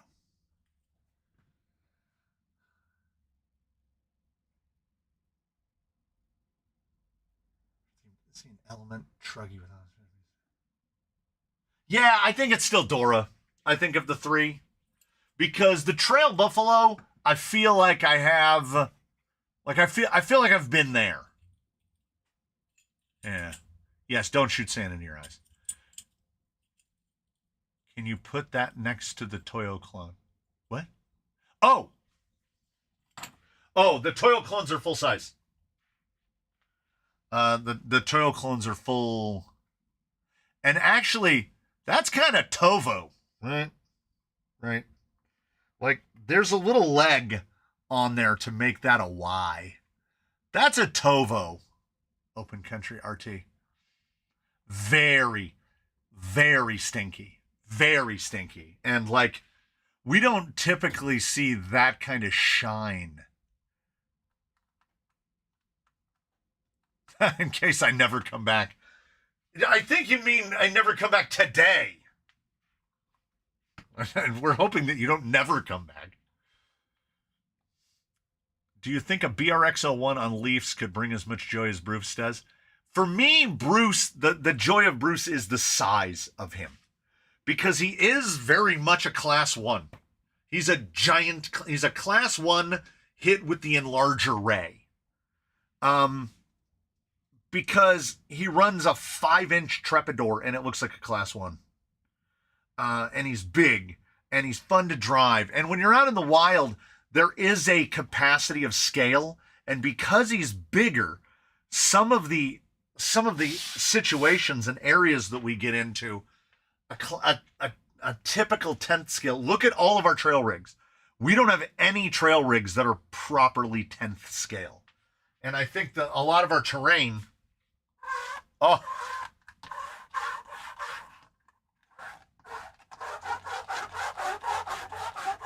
not the worst I've ever heard, but certainly not great on the Tovos. I mean, I could send you a motor, some axles, and $500 and let you have at it. However you want to build me something. Yeah, hey, send me a box, man.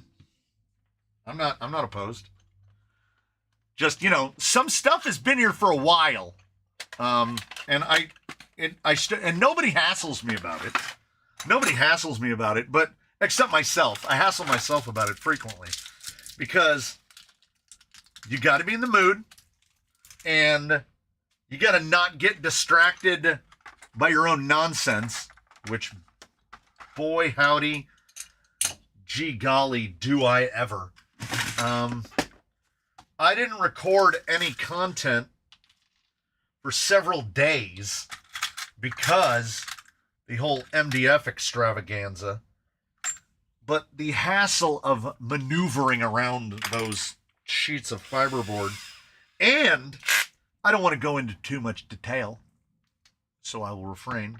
But for those unaware, a 3/4 inch, aka 19 millimeter sheet of medium density fiberboard weighs 110 pounds.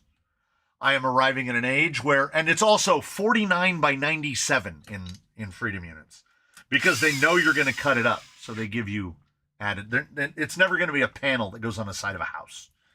So I am getting to an age and level of infirmity that I shouldn't be wheeling around 110-pound sheets of fiberboard and loading them onto the table saw by myself.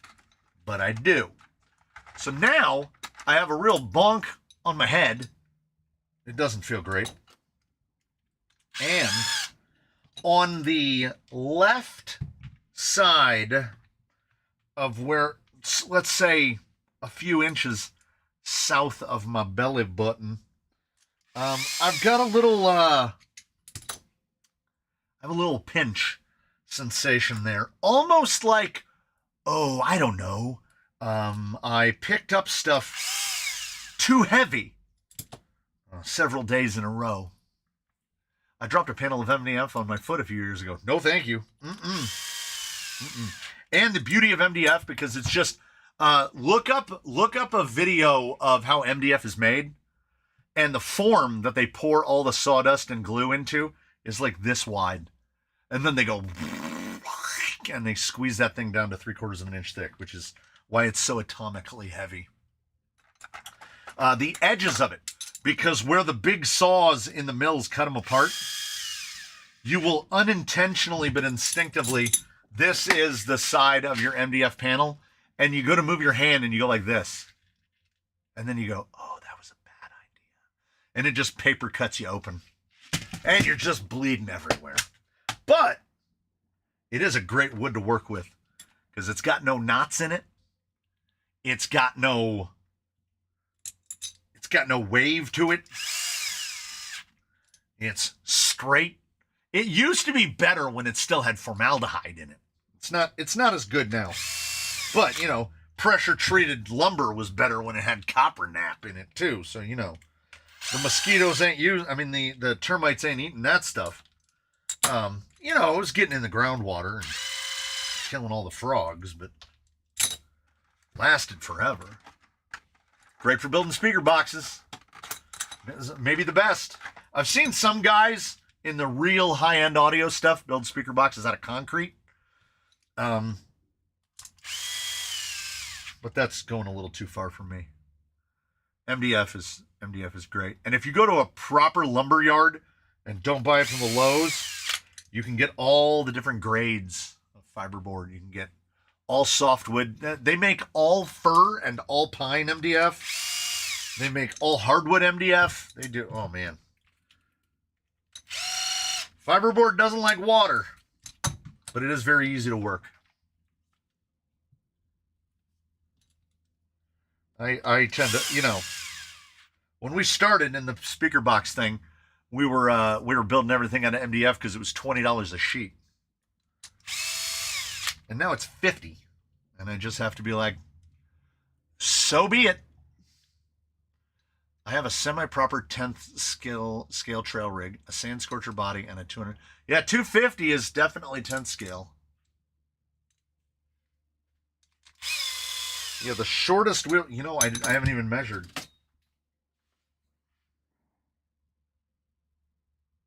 No wonder that D110 is so good. Would you like to field a guess as to what the wheelbase is on the D110? I'll give you one guess. What is my shed music setup? I used to have an iPad so old that it didn't have a camera. The raccoon got it right off the bat. The FCX10 D110 Defender has a 330 millimeter wheelbase. So in here, I used to have an iPad that was so old it didn't have a camera in it. Oh, Erwin's leaving. See you next time, Erwin! You will have your... Candace will be in Belgium, I'm going to assume, by this time next week. Now I use my phone. So it's Bluetooth. It's fine. You know, it's fine. It is what it is.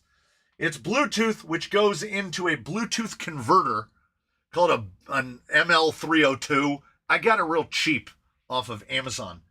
That is feeding to an on-stage HA4000 Pro headphone amplifier, which I am using as a preamp and a splitter in order to split it out to go into the 4 input channels of the 2 amplifiers that I use to make noise. One of those amplifiers is a circa mid-1980s, I want to say it's a 1985, Crown D75 rack amp. And immediately above it is an early to mid-90s, I want to say it's like a 94 model, Fender SPA 3000. They are both 2-channel rack amps. The 2-channel amp feeds a pair of what we call white van speakers, like the speakers that a dude would try to sell you out of the back of his van. They are towers that are about 4 foot tall. I think they're 42-inch tall towers. And they are up on the loft, right up above. You basically, even I can't see them from where I are. They have big passive radiators on the sides, and they're basically junk. And a friend of ours bought them from a guy out of the back of a truck, and he was like, I got the best deal on these. I only paid like $300. And I was like, on a good day, you just bought $80 worth of speakers. But they do provide a nice fill noise because they're up high. The Crown drives 4 speakers, 2 of which are up above my head, right above here, which are home built out of marine grade plywood. Each one is fitted with a Klipsch KV1089 copper cone 10-inch subwoofer, and then they are also fitted with a 6.5-inch mid, and I think the tweeters are either inch or inch and a quarter. And they are running off of Nakamichi three-way 8-ohm crossovers. And because we've got an 8-ohm out of those two, we've got an 8 and an 8. Those are wired together to bring it down to 4. And then I have 2 speakers that are built out of the parts of some old Kenwood speakers. And I built new marine-grade plywood boxes for them, and they are up at the front of the shop. And the Kenwoods are just all of the guts that were out of the Kenwoods. So rebuilt. And then they are wired together to take the 2 8s to make a 4. And then the 2 4s are wired back together to bring it back up to 8 again. So they're basically all wired in together to make a single load. So I don't really have stereo. I have very loud mono, but that's okay because the staging in here is catastrophically bad. It is and then there's a powered, I can never remember the brand of it. A Theater Solutions powered 12-inch sub under the bench that in a metal walled shed just makes the place go brr, brr, brr, brr, when it goes. But you know what? It takes me back to my youth when all you wanted to do was make your car make that exact sound. So there's way too much in here, and I wouldn't have it any other way. We found the amps while cleaning out a garage. And slapped them in there. And they are both being fed by a Furman PL Plus power conditioner and light module, which has a Disneyland sticker on it because my buddy bought a bunch of stuff at the Disney employee store because he wanted this rack. And then he dropped that thing off for me. And he was like, hey, you might be able to use this. And he didn't even know what it was. And I had been complaining to him about 2 weeks before that the power management that I had before wasn't working great. And I thought he was being nice, and in reality, he didn't even remember that conversation. So he was an unintentional nice guy, but just in general a jerk. I always thought the white van speakers were just an audioform meme. No, it actually happened. And when he went to move to his new apartment, he didn't have room for them, so he gave them away. And that is how I got the actual white van speakers. What do you think about Bumble and Honey as the names for the bees? I think the wife would go for Honey. Maybe. I don't know. You guys will have to field some suggestions, and I will pass them along because she is the ultimate. She is the decider, and she still calls Sheila Jade and Jade Sheila all the time. Have you seen the new tube amps Amazon is selling? I laughed. That's all we had when I was a kid. I have a tube amp for my headphones. I have a tube amp headphone amp. I have never in my life owned a tube amp. Oh, what is the name of the Cheerios bee? Hey Siri. What's the name of the Cheerios bee? The new name of the Cheerios bee is Buzzbee. This answer is from chefsresource.com. His name is For more, say open this on iPhone. His name is Buzzbee. That's a pretty good name for a Cheerios bee.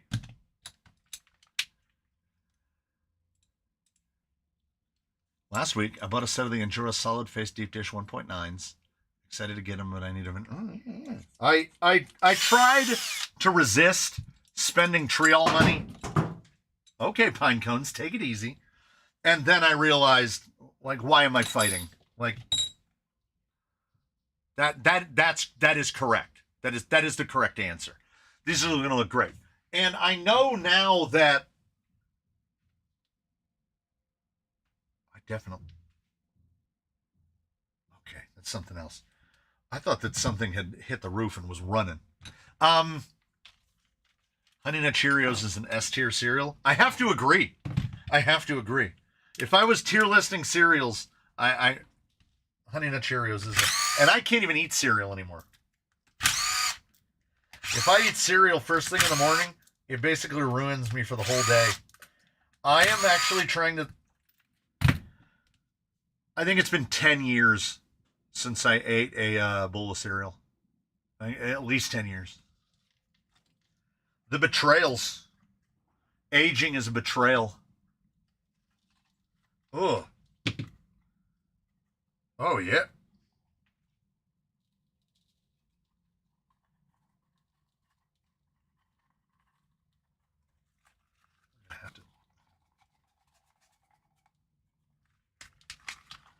If there's water, she's going in it, man.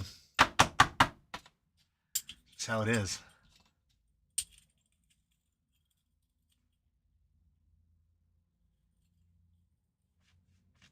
Tube versus solid state feels a bit like brushed versus brushless. I got that tube amp. I got a tubed headphone amp. I kind of love it. Like, it's great. And because I had no experience with tube amps, I didn't know that you have to turn it on and let it like warm up. Plugged in my headphones and absolutely no sound came out of it. And I was like, I got Amazoned again. And then and then all of a sudden I started to hear sound like emanating out of my desk. And I was like, did that thing just turn on? So I learned a thing that day. Beetle Dumb and Beetle D. Are those Trial offerings? These are Trials, yeah. I went ahead and just bought Trials for both. And the way I did it, here's how I talked myself into it. Fair RC, Easy RC, one of those. They make the actual upgrade wheels for the FCX10s. And last I checked, they're $36 a pair for the rims. So $72 a set. And I was resistant to buying Trials at $50 a set. So I don't mind that the wheels aren't camel yellow. Because I just went to the internet and I Google searched. I did a Google image search. And I looked at Camel Trophy rigs. And I looked at old Defenders and at old Discoveries. And you know what they ran? They either ran 4 slots or they ran those ones with all the holes. Like 12 hole, I think they are. I put the 12 hole on the Discovery, and I'm putting the 4 slot on these. These are period correct. These are exactly what the other ones look like. But, you know, $70 for an unknown thing versus $50 for Trials. You know what? I'll just buy the Trials. Yeah. I'll buy Trial wheels all day, every day. They work, they fall together, and you don't have to worry about hardware. 100%. 2.5 all the way around. Oh, no, we're all right. Beetle Dumb and Beetle D, got that one. How about Honeycomb and Beehive?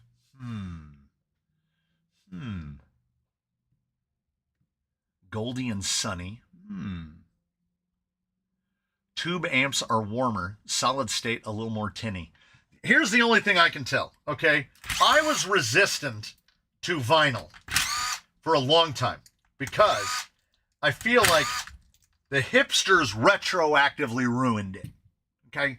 Because I would hear people talk about, oh, the sound is warmer and richer. Oh. And my theory behind that, and my theory still stands, is that's because the only experience those people have is with Bluetooth. And Bluetooth just doesn't even hold a gun to the head of music. It just assassinates it, right?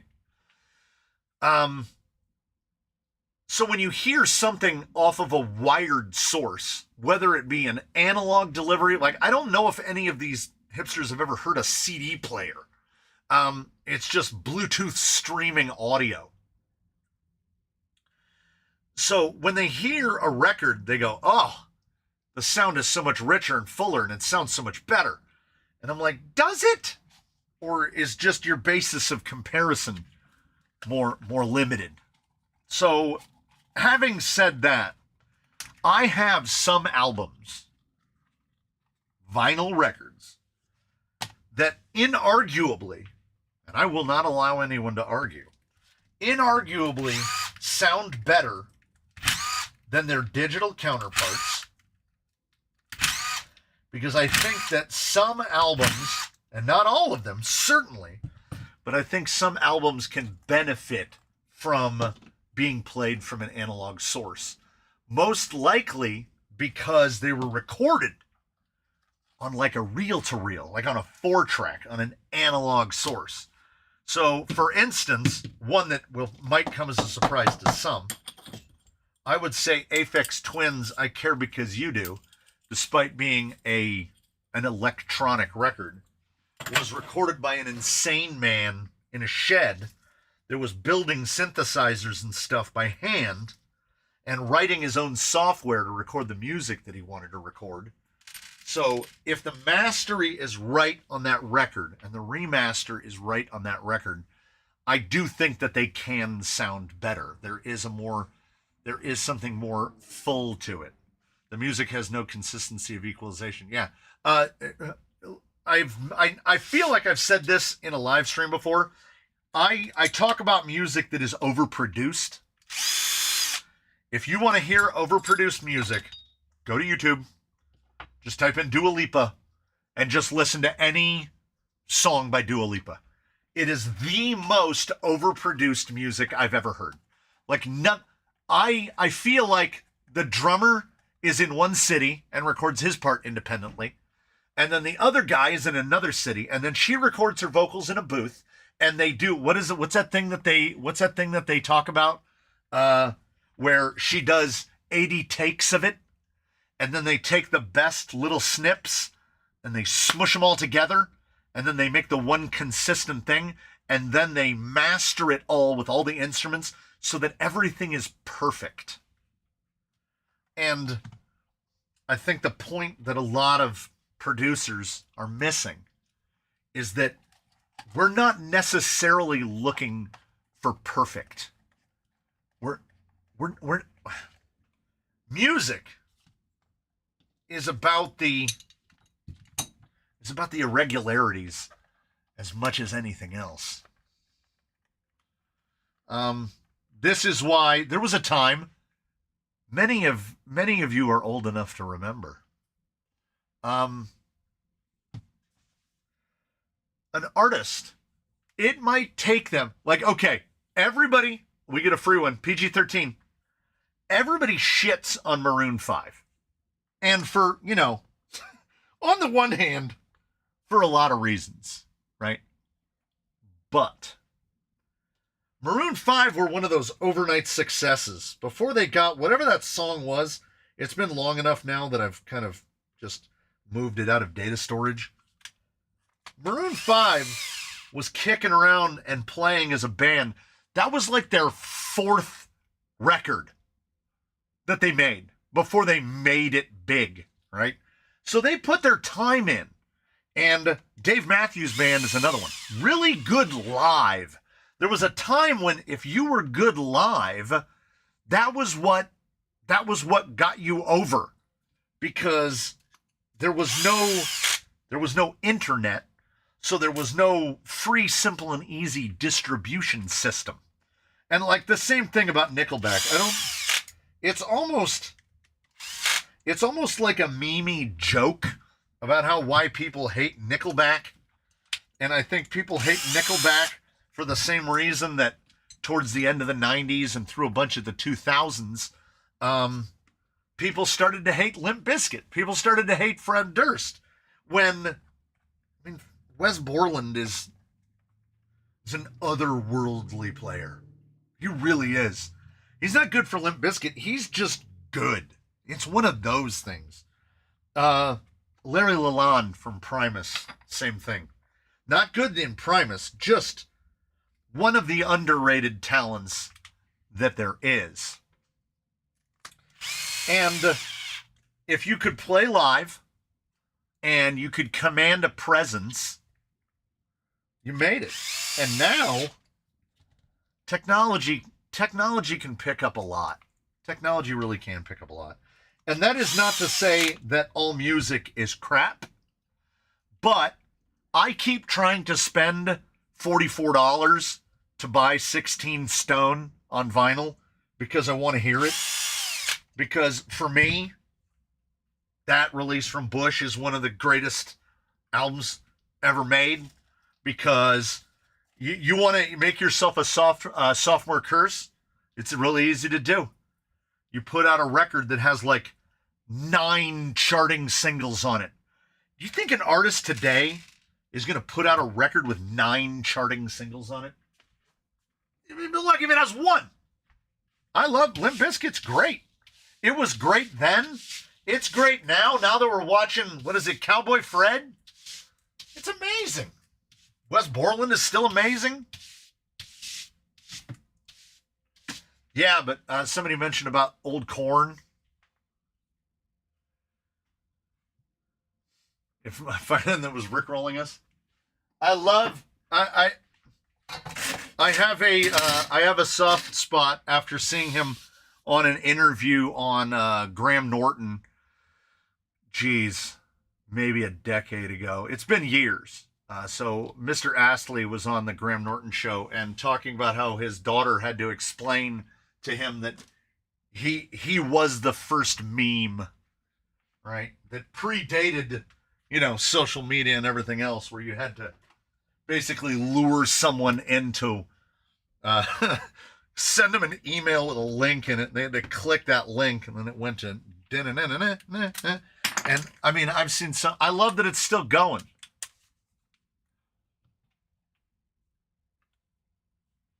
My RC benches are also guitar and guitar gear benches. We've got a couple of you guys. You know what? No, I can't. There's the part of me that really wants to put some scale hubs on there. And then I remember where these things, how they live and where these things go. And I'm like, no, we just put bolts on them. Chocolate Starfish and My Wife Makes Fun of Me. That was a good album. It's the Chocolate Starfish and the hot dog flavored water. It's just one of those days. You don't want to wake up. Everybody sucks. And they're coming back around. Like, Limp Bizkit is touring.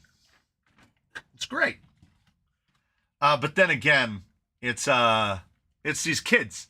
It's these kids today. They're discovering things. Oh my God. It is painful. Luckily, my feed has stopped doing it as much. But it was regularly feeding me React stuff, where it was like so-and-so reacts to their first time listening to, and it was bad enough when it was the first time hearing Nirvana or Bush or the Cranberries or something from the 90s. But then it was moving into the early to mid 2000s. And I was like, where are your parents? Because what are your parents listening to? Because I'm assuming a lot of them have millennial parents. And what are those millennial parents listening to? I want to go trailing in water so bad, but I don't want my rigs to rust. What's your post-trailing maintenance routine? The number one thing for trail maintenance is preventative. Go through slowly and take one fastener out, and then take a stainless steel copy of it and insert that one, right? Just replace as much as you can with stainless. Then what you're going to want to do is you're going to treat moving bits. You're going to want to treat these joints and everything. For these, I use bicycle chain wax. Because most of the bicycle chain wax will be at least water resistant. You put the bicycle chain wax on there, and then all of the other pivot points, I generally use Dry Slide, molybdenum, Bike Aid, and that will help the intrusion. It will help minimize the intrusion. Other than that, typically when I come back, well, also, here's another bonus.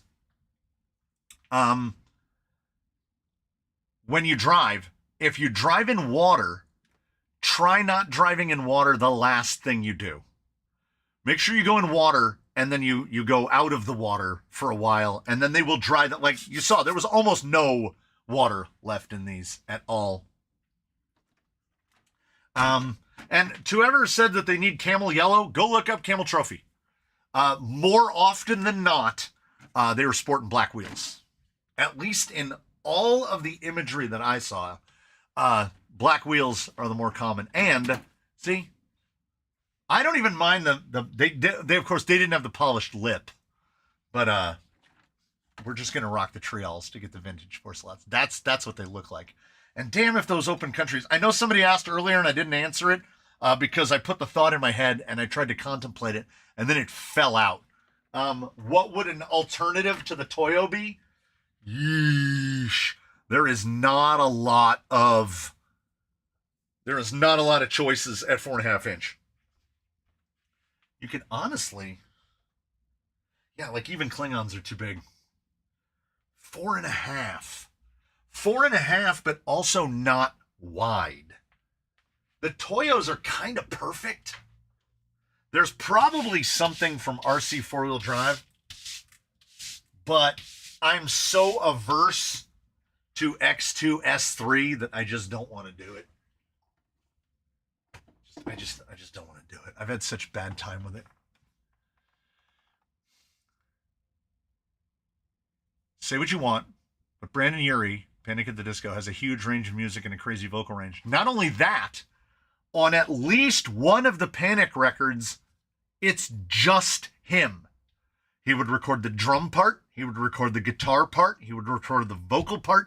He played all of the parts. He's like a Beck. He's like a pop music Beck. And there's nothing wrong with Brandon Urie. Been recently getting into Sleep Token. It has a ton of elements, but it's really good. I don't understand Sleep Token. I have tried. Sleep Token and Ghost. I don't get it. I don't get it at all. I saw a clip of them in concert the other day. Fred had a long gray beard and was in a full body windsuit. They stored, yeah. I saw Alice in Chains at a house party in Seattle when I was stationed at Fort Lewis before they became famous. Heck yeah. Yeah, hot take, Nirvana is overrated. I would argue that Nirvana is rated. If you want to make a hot take, you say the Beatles are overrated. And I will stand behind you. I will put a thumbs up or a check mark right next to that. I do believe the Beatles are overrated. I believe Nirvana is perfectly rated because, you know, through a combination of circumstances, they're not still trying to churn the same music out today. And bands that rise and immediately stop, they don't even get to fall. They tend to rise and then just stay. So I don't think anybody is talking like, okay, I agree with Adam Carolla on this one. Eagles, wildly, vastly overrated. For every good song they have, they really do have a lot of crappy ones. And that's what happens when a band is around for like 40 years, 50 years. That's what happens. D110 Camel needs yellow wheels. I already said to that. Classical harpist hears Motorhead Ace of Spades for the first time. I think I've watched that video before. Eric Fries doesn't like Nirvana.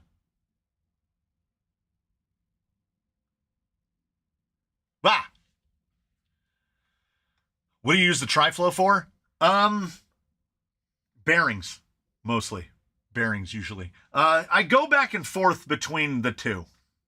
Between TriFlow and the, Liberty? And the Liberty synthetic.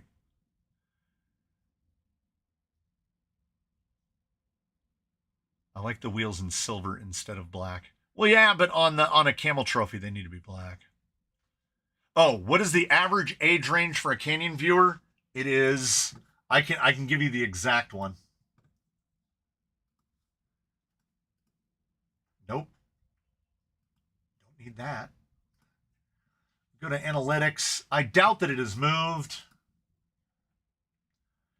Oh, there is something so deeply broken with the analytic page.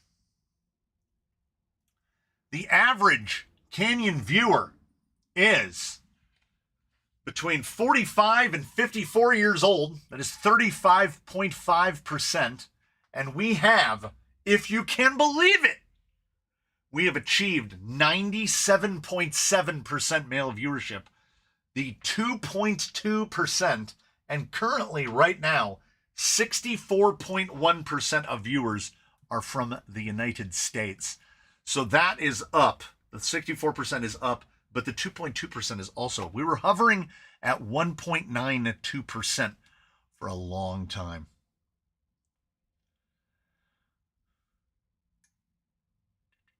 One of the best sounding concerts ever was Tool, and Maynard stood behind the blind on stage. It was weird. That sounds like it. Hey, me and Milspec enjoy her. Sleep token is a miss. I don't get it. Oh, man.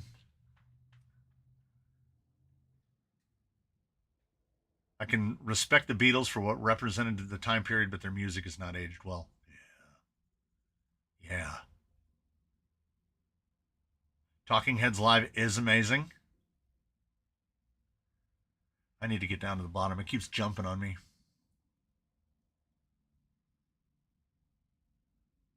Oh, okay. If you want, all right. No, I shouldn't have said that if you want to do a hot take that the Beatles are overrated. If you want to do a real hot take, Metallica is overrated.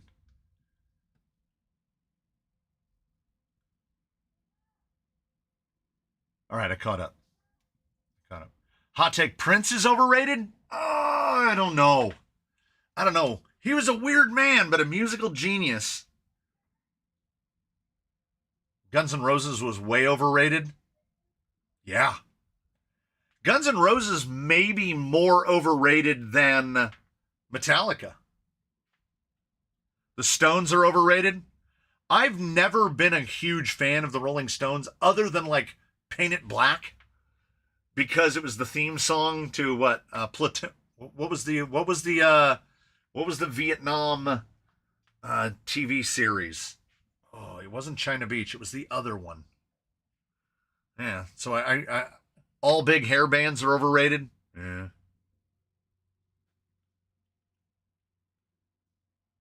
He was a music industry genius, not so much musically. I don't know. I hear a lot of people like Dave Grohl has a story about Prince that yeah, I don't know. I might actually agree with that. I would say Prince was try to put this in this Tour of Duty. Bad Temper Racing, got it. I do believe this. I believe this when I say it. And believe me when I say that I say it. Prince, kind of a proto Taylor Swift. Taylor Swift is a real businesswoman. You know? Oh, musical genius, weird person with a lot of issues. Kanye. I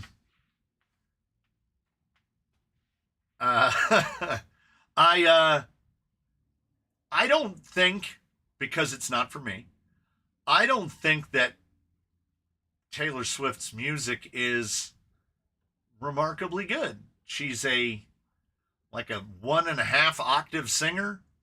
But she's incredibly popular. I think she has 9, 10, 11 songs in the top 40 right now. As Bobby Lee once said, pop music means popular. It doesn't mean it's good. Well, that's taste. Everybody's taste. Kanye needs to be locked in a padded cell. Kanye is no more crazy than Mozart or Bach or Brahms or any of them. You know, any of the guys that wrote 25 concertos before they were 25 years old. You know, musical genius comes in a lot of forms. This thing is doing that thing again. It's just... it's like building up pressure. What did I put in here? Yeah, I've heard... see, Swampert says the best concert he ever went to was Aerosmith. And I have heard more than one person say to me, unironically, in that they meant it, that the best concert they ever went to was Bruce Springsteen. And on the one hand, I am neither fan nor foe of Bruce Springsteen. Like, his songs are fine. They are fine. But I think that they're for a person about 10 to 15 years older than I am, to be honest, which is surprising because Bruce Springsteen is still going. But I can't imagine that would be the best concert I'd ever gone to. I still watch a DJ performance by one of the DJs from Noisia called Arcadia UK Live.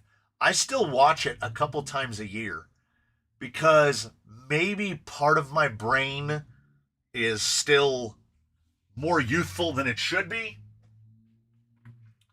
But visual spectacle is as much of a part of a musical presentation as anything else. I haven't been to a concert in a long time. If memory serves, the last concert that I went to was Pendulum at the Wiltern in LA, so it's been a number of years, and it was great. I loved it. It wasn't the best concert that I've ever seen, but it was a good one. I took the wife to see, what was it, Lilith Fair? I took the wife to see Lilith Fair in many moons ago. So Tori Amos, McLaughlin, all the female empowerment singer-songwriters had to drive to Bakersfield. It was what it was, you know. Like, it was a concert, and I saw it. But I can't remark upon any details about it. Springsteen's okay, but I would not go out of my way to listen to his music. I've been to a Dead concert, and my wife didn't even know that she'd been to a Dead concert. We went up to meet up with my mother at the, what is it, Thomas and Mack? Is it the football stadium in Vegas? Not the one they're built, the one that was there 30 years ago. So I don't think we were married yet. So this would have been like 91. And my wife was my then wife and me, and my mother was a Deadhead to the extreme. Still might the Silver Bowl. If my wife, hey, the guy from Vegas knows what the name of it is. I would hope so. So we went out to meet my mother there, and the vibe was exactly what you should expect it to be. It smelled like weed. Everybody was dirty. It was peace, love, and patchouli. Like, but there are some great Dead songs. You know, I don't care for the Dead or Pink Floyd. I mean, you know, it's different strokes for different folks, and not everybody's like everything. But I think "Wish You Were Here" is one of the greatest albums ever made, ever, of all genres.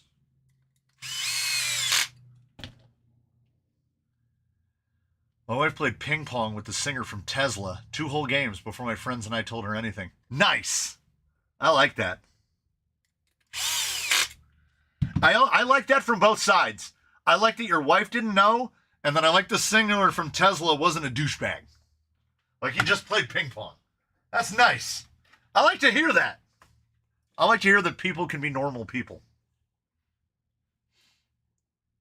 Remember when it used to be called Ring Cross Square? Yeah. What is it called now? Like the Riverside Municipal Auditorium or something? What a terrible name. Rain Cross, that's a great name. But it used to be called The Block. The mall in Orange, California used to be called The Block at Orange. And they changed the name to the Outlets at Orange, or the Orange Outlets, something like that. Horrible. The Block, good name. Rain Cross, good name.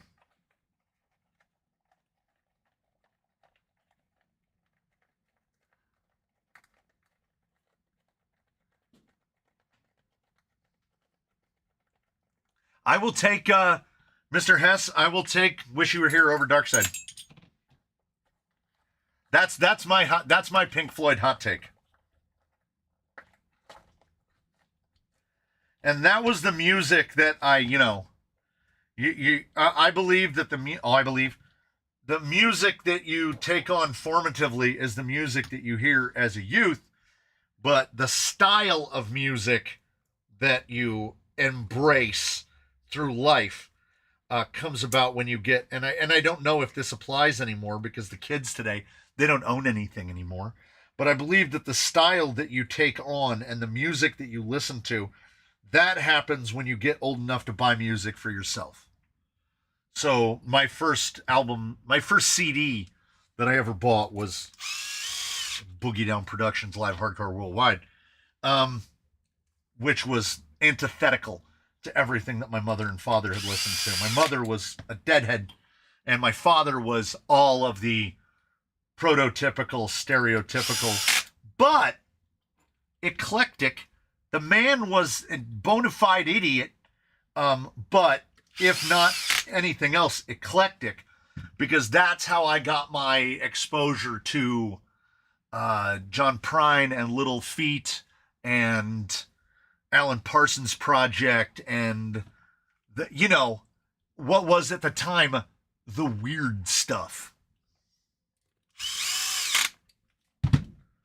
And I think that helped me because aside from country, I will listen to anything. And damn, if that, what's his name? Shabuzi? Damn if that song isn't catchy. Everybody in the one about the Tipsy song? I hate how catchy that song is. We shall call it the Alan Parsons Project. Jethro Tull.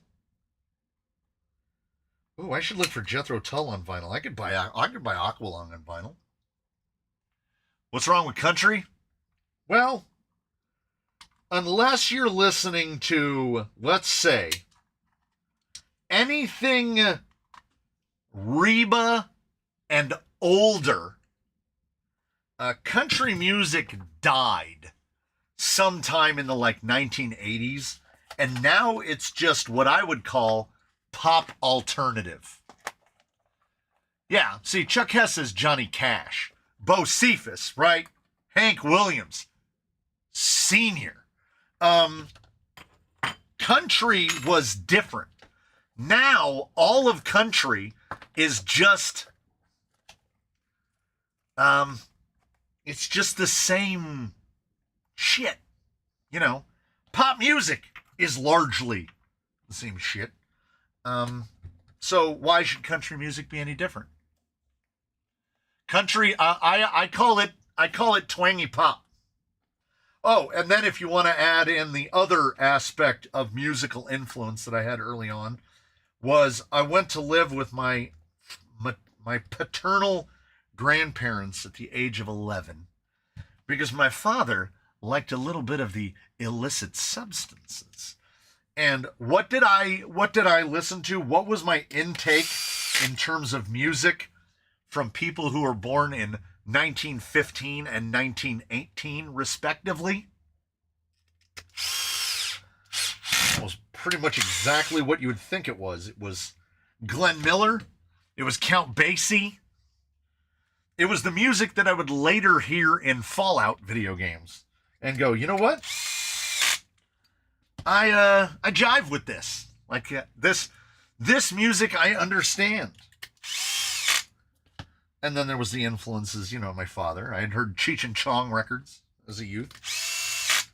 So I don't know what it is specifically that bred within me an animosity for country music. But I'm sure there's good stuff, But when the wife would be sitting and watching her selection of reality TVs, and it'd be another season, she's finally tapped out, thankfully.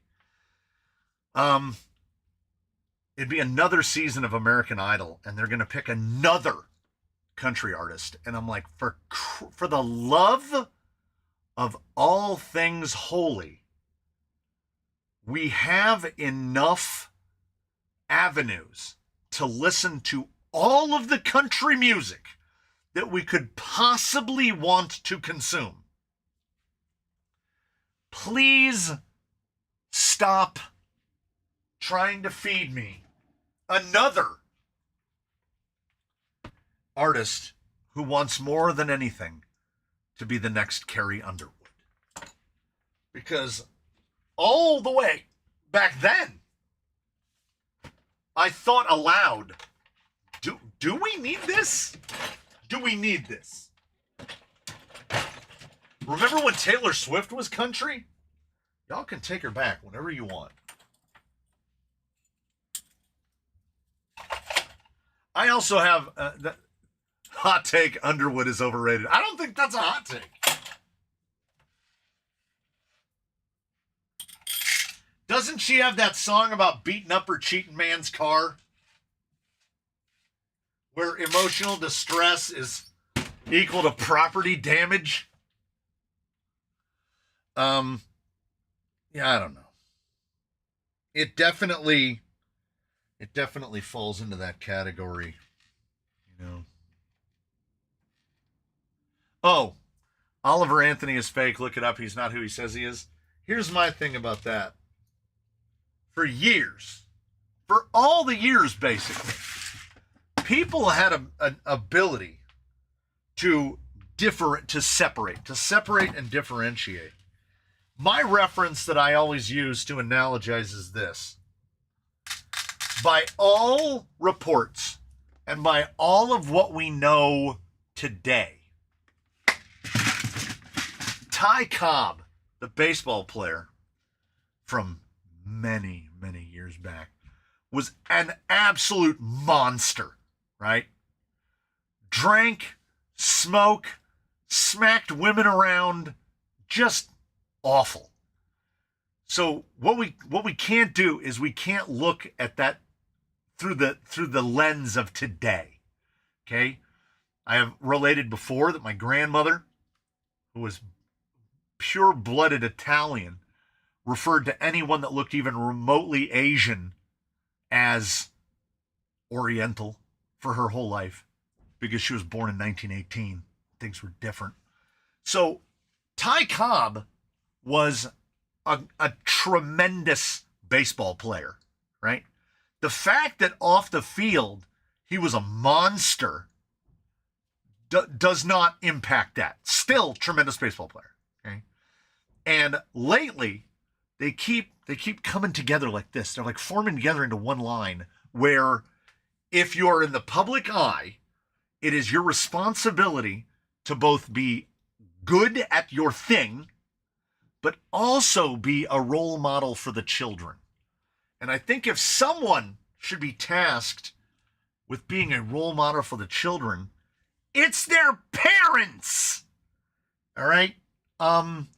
Don't look up to famous people. Michael Jordan, it is well known, is not a nice guy, right? Kind of a dick. But he also had so much drive to win that it is a generational thing for someone to be that driven to win.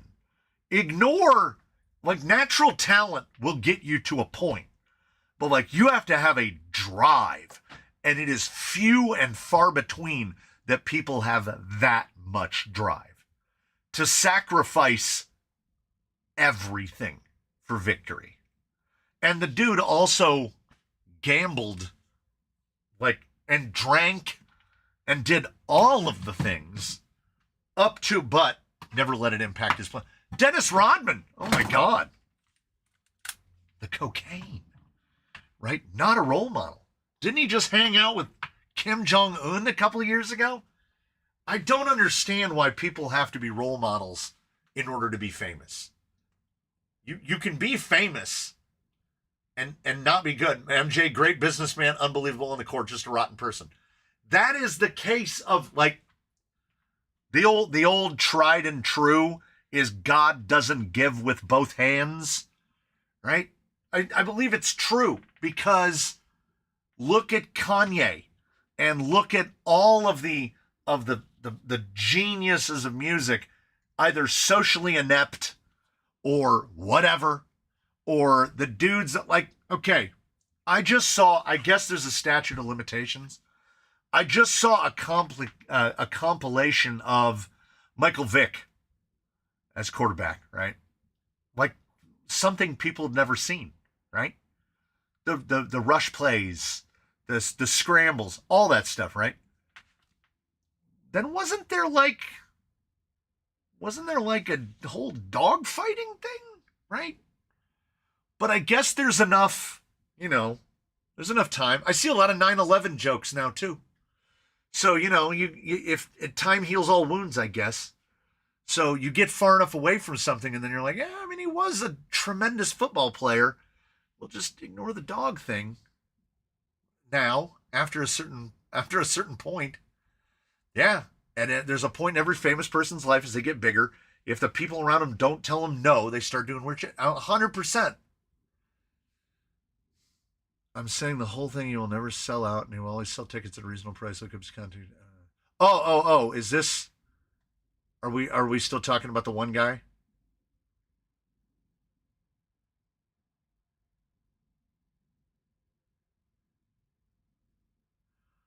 They have forgotten 9/11 in the city, clearly.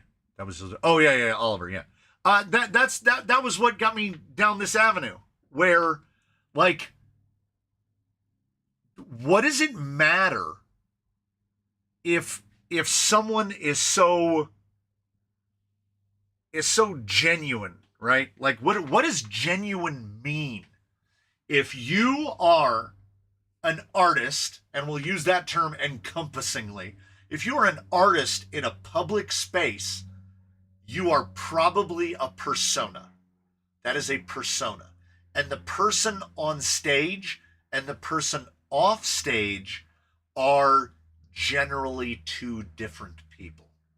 There can be amounts of overlap, but particularly when you're talking about, like, I believe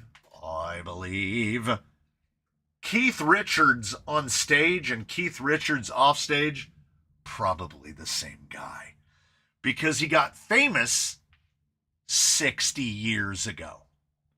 Now, if you gain your fame, just walk. You know what I love? Oh my God. What do I do on YouTube? Well, I do this. But what do I personally, when I go on YouTube, what do I go on YouTube to do? One of my favorite things to do is go on YouTube and look at streamer drama. Streamer drama is the best. It does not impact me in any way. I don't know any of these people. I don't know what Emaru is or does. I don't know what a Mizkif is or does. I just know that people do truly stupid shit because they get this idea that they're famous and that fame has no expiration date. When the reality is, the extent of their fame is they are known to a group of people about this big, out of this. And then they find a way to take themselves down by doing the dumbest possible crap because, and I get, it has to be generational. Maybe it's the microplastics. Maybe it's all of the tinfoil hat ideas rolled into one, right? But these people, they get so addicted to being seen. They have to be seen, that they start behaving as if no one raised them. And I love it. The Mizkif Emaru thing, which I wouldn't blame you if 99% of you don't know what that is. It's main character syndrome. That's what the youth are calling it. It's absolutely unbelievable. And according to YouTube, a full 65% of my viewership are between 35 and 54, which means most of us grew up in a time when we just didn't document, right? Remember that thing you did that was really stupid? Remember when you lit that stuff on fire? Well, there's no record of it. It never happened. Now, everything is documented. Everything is documented. Everything is being recorded. And yet they still don't know how to behave. You would think that operating in a space where everyone is recording everything all the time, you would think, because I have long said, if you are in a position of in the eye of a public, regardless of the size, right? Whatever size that public may be that's viewing you, you have to acknowledge that the only thing that can take you down is you. I am my own worst enemy, and I understand that the limitation to my growth as a creator and a channel is entirely presented by me. And that is 100% fine. Because slow growth, what do things that grow fast do? They die fast. Okay? Half-life on YouTube, I don't even know it's 2 years. I don't even know if it's 2 years. Think of the number of content creators that you see on YouTube that have been at it for 10 plus years. It's a wicked small number. I haven't heard anyone talk about Mr. Beast in months. Is he still doing things? Did his whole empire come crashing down? I don't know. I just remember that some stand-up comedian was asking about Mr. Beast, and no one in the audience knew who he was. And at that time, Mr. Beast had well over 100 million subscribers on YouTube. 100 million. And a room full of people didn't know who he was. So, he is still at it? So, yeah, the burnout thing, once again, has to be incredibly generational. Because have these people burn out? You know what you don't get to do? Did he just do it again? Their fame is on a paper bag that hasn't gotten wet yet. Yeah. Miata with the 5. Steven Turner with another. Do you hear what I'm starting to sound like? If I lean on it a little more, I can go full like New Jersey grandmother. Oh my God, you're killing your mother. I don't know. Maybe it's the fumes. Maybe it's the blow to the head. 50. He did 50 twice. He said he was going to do it. And he is indeed a man good for his threats. I'm seeing a bunch of names. Top Quality Lumpkin Muffins, Kurtz RC, Filthy 505, Fire Phoenix. I'm seeing a lot. So we must have dipped. William RC 4-wheel drive. I'm seeing a lot of, double 50. Double 50 is wild work, dude. Like, for real. That's Rider RC. YouTube for life. Yeah, that's the thing, okay? I figure I've got a minimum of 7 years on YouTube. Because I guess I started looking back at my history, and I have gotten at least 7 years out of every big hobbit, out of every hobbit I've had. But I do enjoy there's a lot of randomness of this. I could do Friday live streams for the rest of my life, right? I'm standing in a building. I'm talking to people about whatever. It doesn't even have to be toy cars. Sometimes it's toy cars. There was another thing I had lined up. Oh! I have another thing I can do. Yeah, let me get it.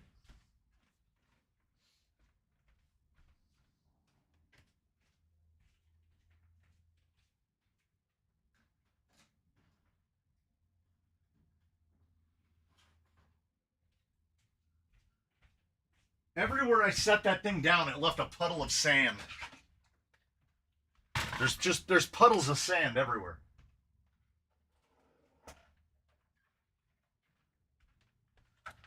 So we're gonna have to cut some zip ties. What a jerk, ruining the giveaway chances for all the regulars. And this 100 won't roll off.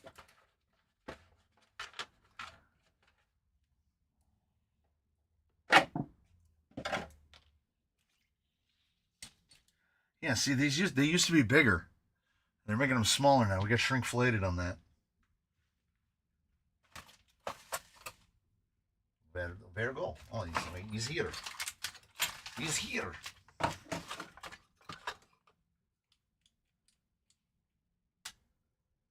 So, via the loaded crawlers gentleman himself. Look at that.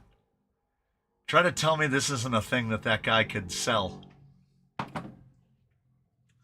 We're gonna give Mr. Musey a dig.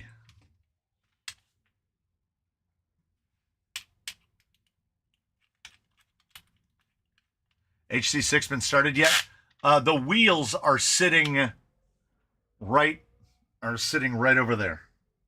All I need to do is mount them, and then I have a little bit of cleanup, and then I can attach the rest of the body, and then I'll drive it at least once. Shaker won't be here until spring, but it will be ready for him to pick it up. I hope. I speculate. Was there a previous channel you did? No. I had posted up just little videos here and there every now and again. But nothing that I would call deliberate. And now I've done, I don't know, somebody said that I'm past 1,600 videos now. I don't know how that happened. Since Spinner won't mention it, I will. He uploaded his first video to YouTube. Now the Wheel of Names can pick him. That's true. That is true. But no, I had never really, like I've said, generationally, kind of trained not to document. So it was weird early on documenting things, and that was why I just didn't. There was a turning point where I found that the style of video I was making at the time was not the type of video that I was interested in watching, right? And then if you want to thank one person for giving birth to the channel, I guess, I kind of got to give it to Florida Joe. Because Florida Joe rooked me into buying a Wendigo. Because I saw it, and I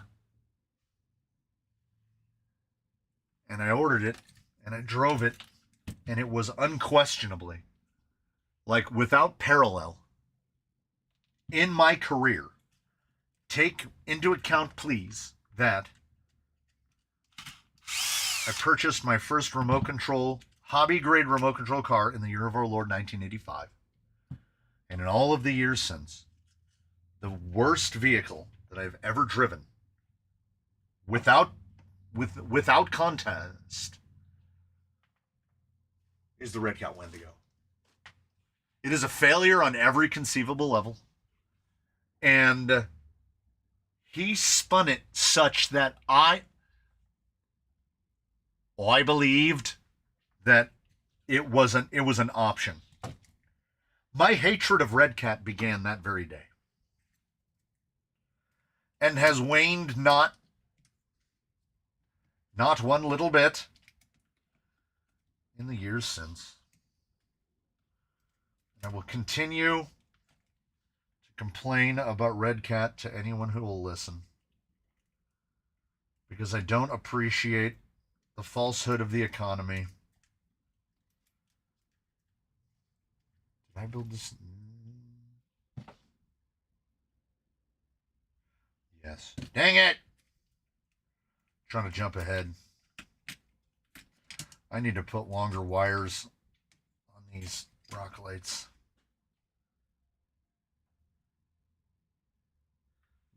Flip this around the other way. You got mad and never looked back? No. I've owned more Redcats than most people have.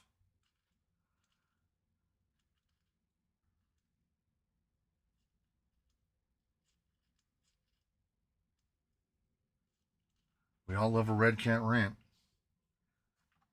I'll give you just a little bit. And this is that. This is what it sounds like. Redcat somehow, and I still don't understand how they orchestrated it, but they got people to consider them as an option. Oh, Redcat is an option. To which I say, says who?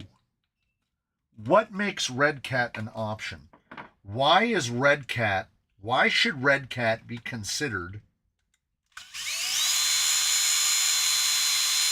in the light of other manufacturers? That's the part I don't understand. They are cheap Chinese cloners. They make substandard parts and substandard vehicles with no engineering and no real thought put into them. Now, all of a sudden, I am supposed to say, oh, well, they're $50 cheaper. I should get that instead. Redcat is great. It's amazing.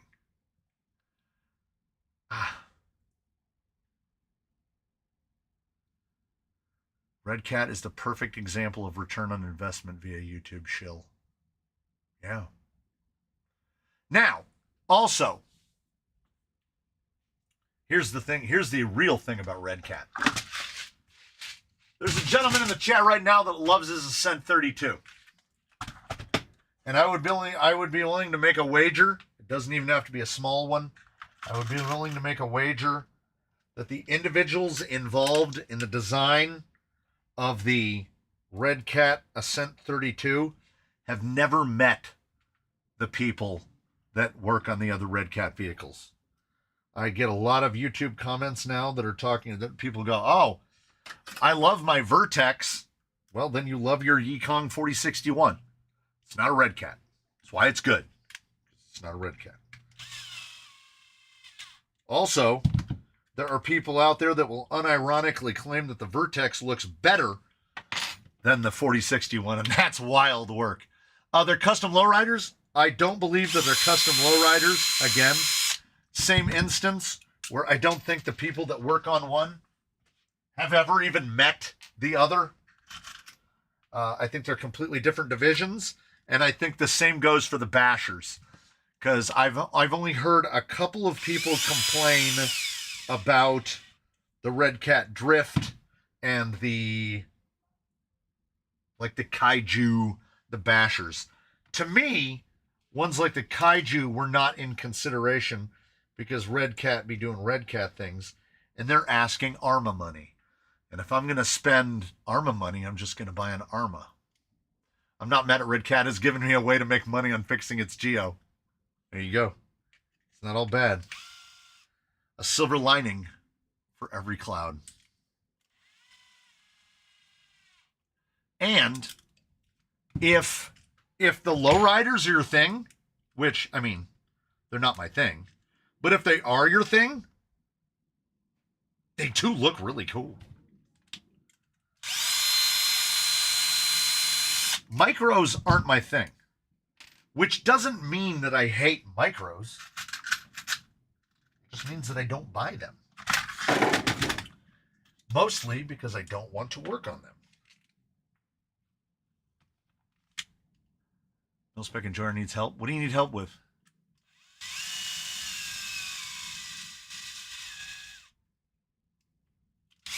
Yeah, I thought a 22 would be too short. What was the downside of the Mias nylons? Nothing really. I've never, knock wood, I've never broken apart in a Mias nylon. And I'm running quite a number of sets of them now, probably half a dozen. They accept all Vanquish parts. You'll notice this is a Mias nylon, and it has Vanquish, like, when we say clone, what we mean is clone. I'm throwing a set on one of the rigs? Yeah, absolutely. Mias nylon portal is really, in terms of value, might be impossible to beat. I play with a micro every time I go to the bathroom. I don't need to buy one.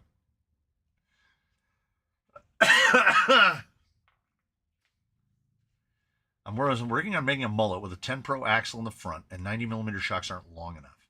The BTA bracket hits the frame before full compression. Does that sound right?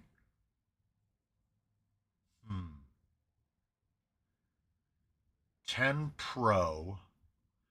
10 Pro straight or I don't know. I don't know if it matters. Let me see.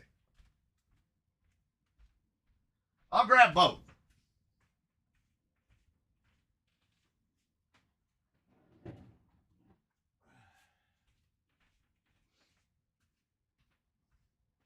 Okay, one of these guys is a Z Pro, but then this guy is this guy is a 10 Pro. So, are you talking about this interference that you can get? Wait, going to?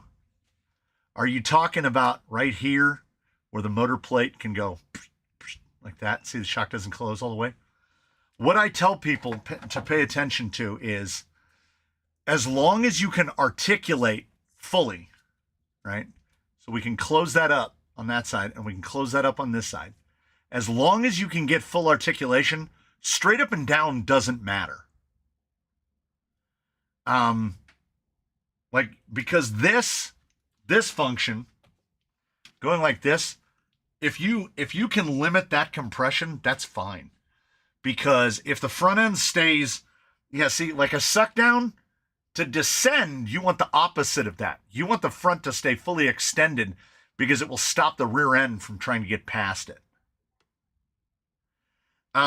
But as long as you have articulation, it doesn't matter if the link hits the FMM. These are 85s. These are big bores. And then on his brother,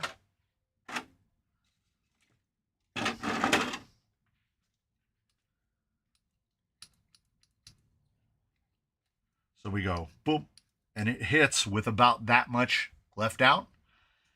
I did machine it up a little bit more, but you can see the motor is still there. But we can almost get there. Now these are, I want to say 95. They might be hundreds. These are hundreds. These are hundreds. Yeah, we can't quite. Can we close it on that side? No, we get a little resistance at the ball. At the ball. It's right. It's here at the front ball. The arm can't rotate because of the vertical pivot ball. The arm can't rotate enough. You get a little bit of resistance right there. But we're at that point of, I mean, if anything, this is why the other guy runs 85s. If anything, this is too much articulation. This is long travel. That's pretty good in the back. It's too long in the front. But it doesn't really impact him. Do note that I cheated his front axle back. The BTA bracket is hitting the frame rails. Shouldn't be. If the BTA bracket is hitting the frame rails, that's got to be a G-Speed thing, because those are Z Pro and these are 10 Pro, and at no point of articulation can I even get the BTA bracket near the frame rails. Will the Boko link riser fit on Mias nylons? I don't know. That I've never tried. I think it was the pin in the CV joint uses. Oh, no. That's not on nylons. That was on the FMS axles would do that. In all the comps, I have seen one axle shaft and one set of portal gears blow on the Mias. Oh, there you go.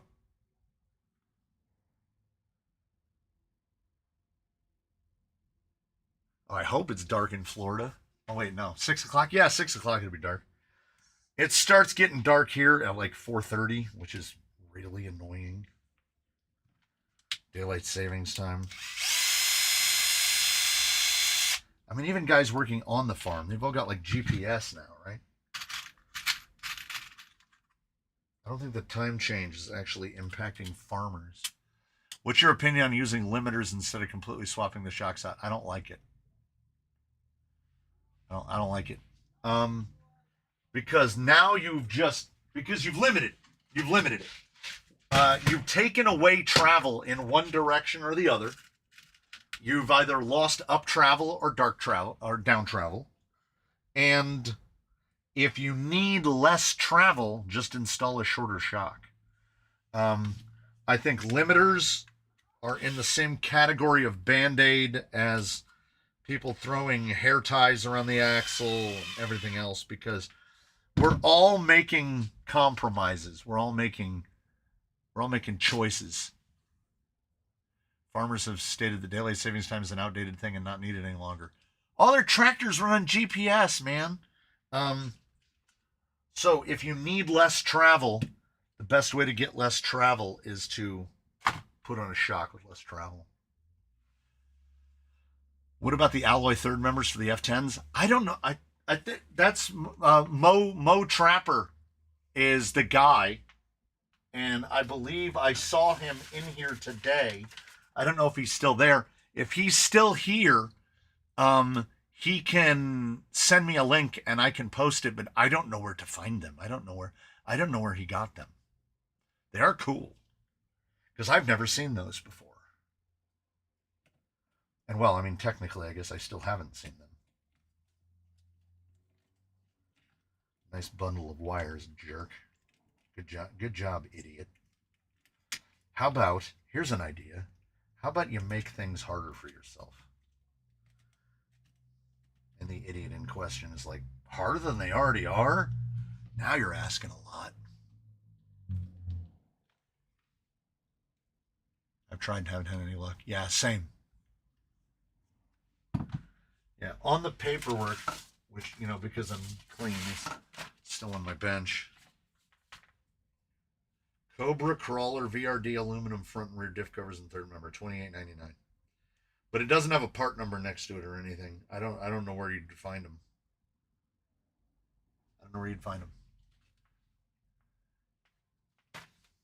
The Amish don't play the time change game. Them and Arizonians.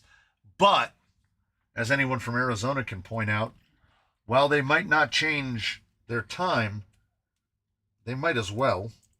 Like the time that all their TV shows on changes.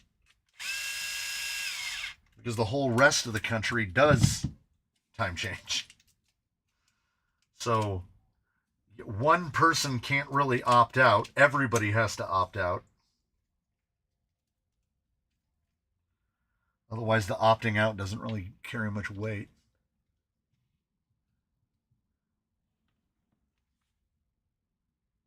Don't fall off. Don't fall. Got it. Got it. Putting it back together.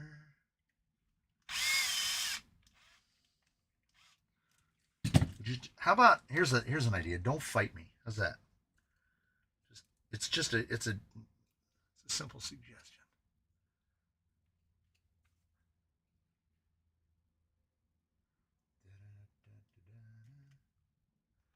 Oh, could you? Oh, there we go. Never mind. Maybe. That pin is going to be one of those things.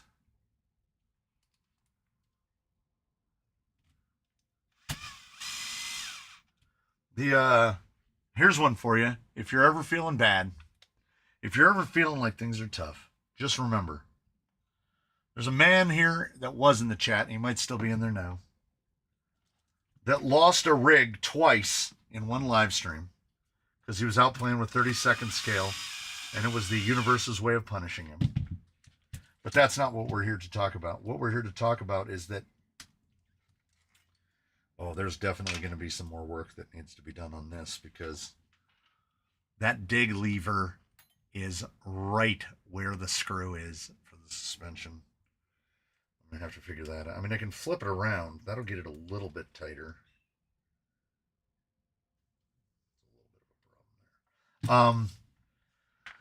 He lives in one time zone and works in another time zone. Can you imagine? I can't. I would be early or late to everything. I would never be on time. I cannot imagine.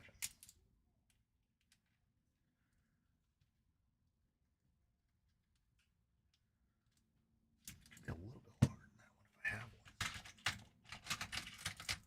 one. I do. Why isn't everyone super excited about the dig adapter? I don't know.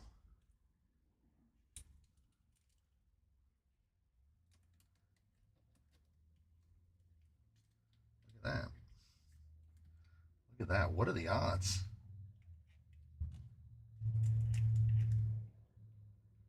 What are the odds of having the exact right length?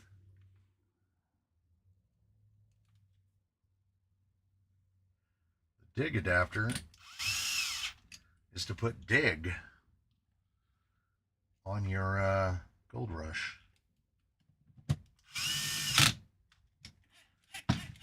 Transfer case dig, and look at that. Try to tell me that doesn't just look factory. Doesn't even mess with the drive shaft. If anything, it moves the drive shaft higher. I am gonna, okay, that'll work there. You know what? Maybe. Let me see. Can I get into dig? I can get into dig. I think if I just flip it around, just flip the screw around and put the bolt on the outside, I think if it mounts directly to the transfer case. This is the stock transfer. Well, here's the stock transfer case, and then there's the transfer case with the dig unit attached to it. And then the servo will go kind of, I can attach from the bottom. I think I just need to flip that thing around. Well, I can cheat.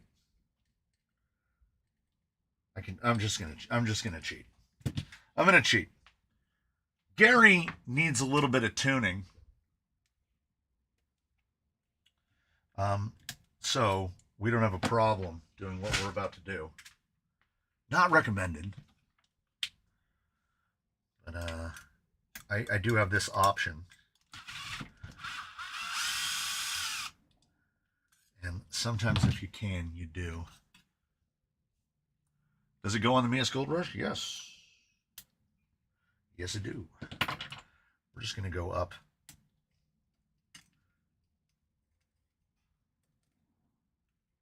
This is a little quick and a little dirty.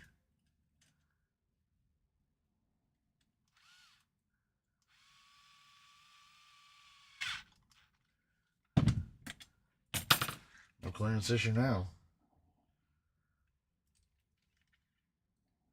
Pinion angle's still okay. It was a little bit better before, but it's not awful. And where did you purchase it? Loaded Crawler, Sputter Crawler on the, I don't know if he has a website yet. I don't know if he's doing it via Instagram. I'm sure if you just contact him on the Discord, he will accommodate.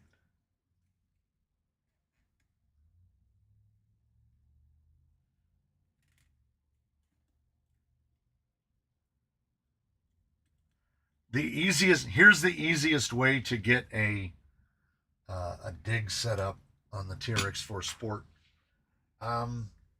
Someone makes an adapter plate. They make the way I did it on a giveaway rig was I made sides that just allowed me to run an element skid on a TRX4. But I know someone makes a 3D printed skid.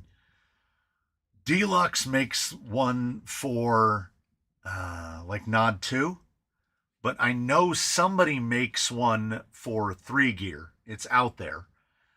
Just put an Amazon Dig Box in it. You'll get more reduction from the gearbox, which will be good, meaning that you can run a higher kV motor, and then you can just dig it that much easier.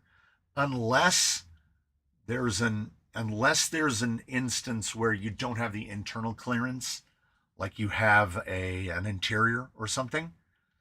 The issue is a TRX4 gearbox is actually pretty long, and it's very low center of gravity.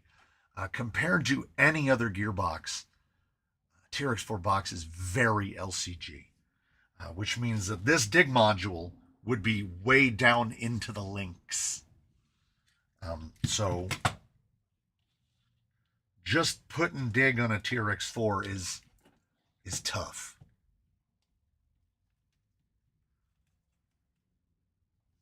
Also because, Traxxas has been really good at making Traxxas things really only cooperate with other Traxxas things. They're incredibly good at that. TRX4 drive shafts basically don't fit anything else. Now, the loaded crawler man, if he does his wizardry and the dig unit kind of replaces the married T case, then we're talking about something. This kind of has to bolt on the way this bolts on.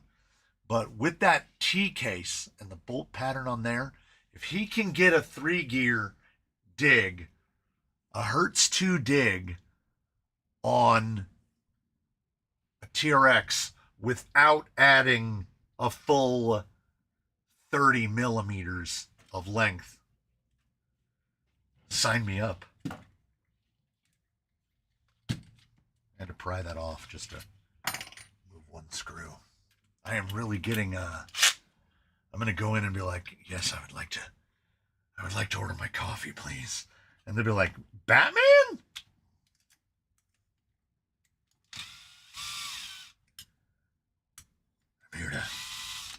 I'm here to clean up the city. And exhibit my schizophrenia and psychosis on everyone. There's a pretty good interpretation that Batman is actually the villain. And that Batman's code is a big part of what helps almost destroy Gotham.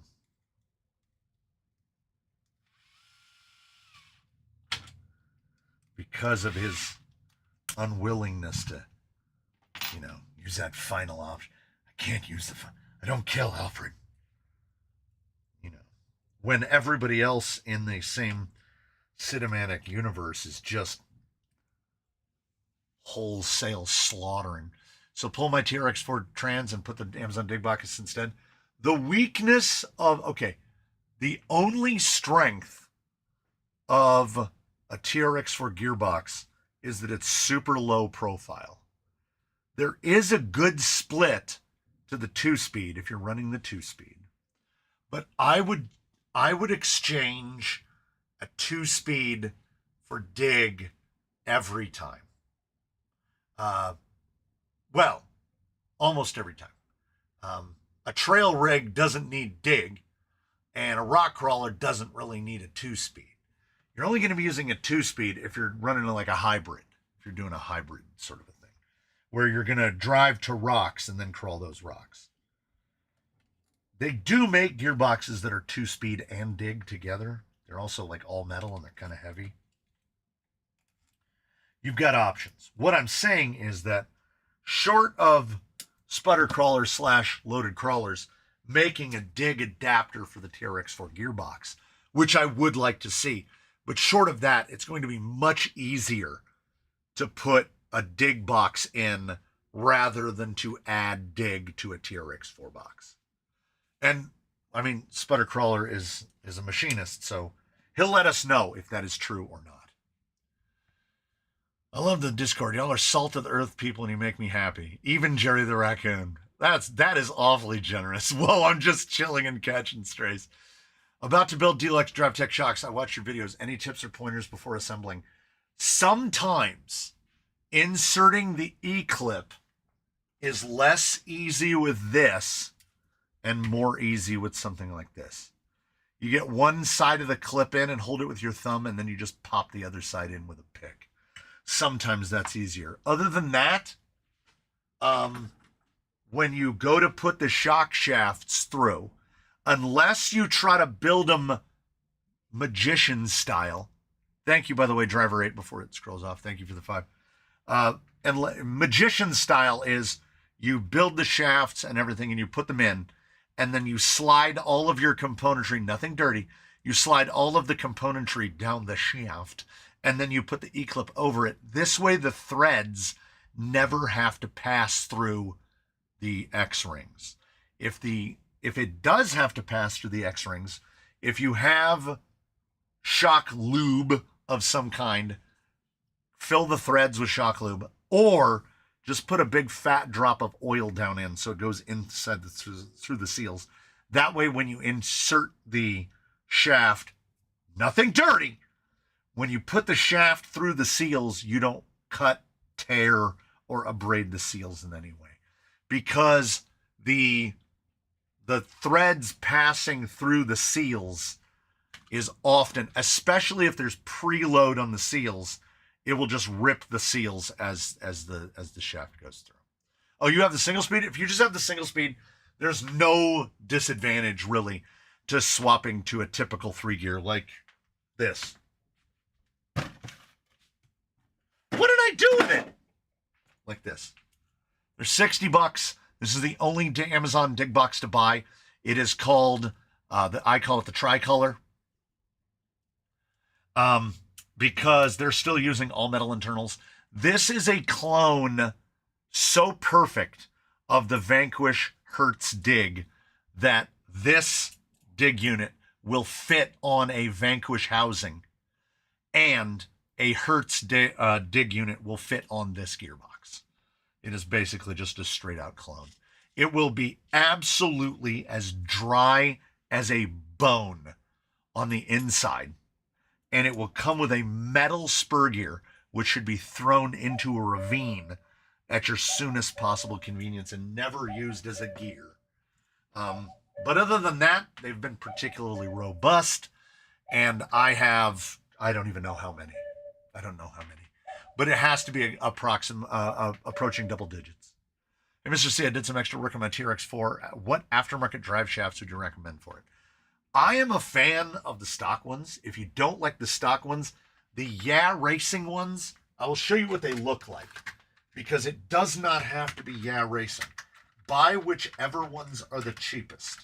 Like, for instance, this one is an LCX, but they'll look just like this with the little red doojabbies, right? And why they're good is, zoip, zoip. This is just a floating piece in the center, and they're just big splined 8-spline drives. Every one that I've tried has been clocked properly.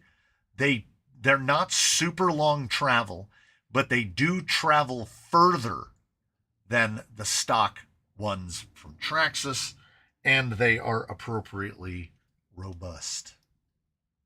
I bought these for Vermilion and then promptly swapped Vermilion to a VFD gearbox, and then the drive shafts no longer fit. So that's on me. That's on me. Gumby. What is the wheelbase on Gumby? This thing is still, we're going to leave it right here so it can just weep. Gumby's wheelbase is long. I think he's over 330.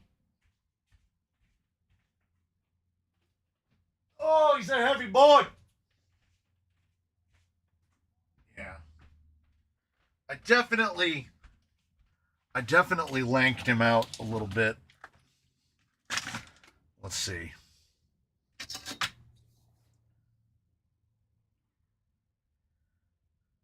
Oh, I should have remembered. 360.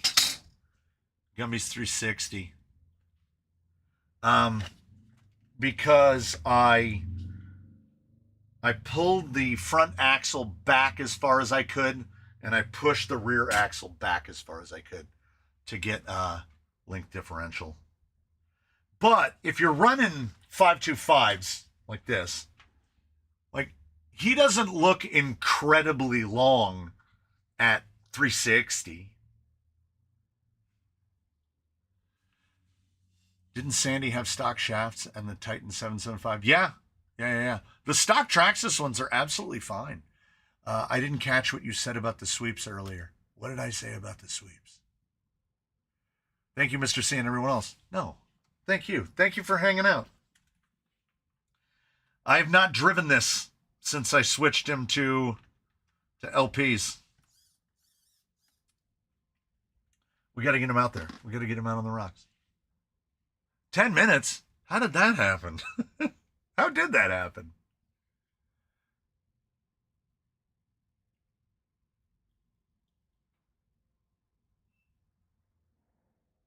Oh, no. Charles had just asked what edging is. Charles can Google that and find out all on his own. I don't want to be a party to that. I respectfully decline to participate. Now, here's the real question. Does my little mini servo adapter, well, I have my choice of servo adapters. No, that's definitely not fitting. That would probably, let's see. No, that's going to hit a servo. Oh, wait, we can space it up. Yeah, okay. I'm going to have to, I'm going to do, damn it. Edging is when you trim the grass along your sidewalk or driveway, of course. That is true.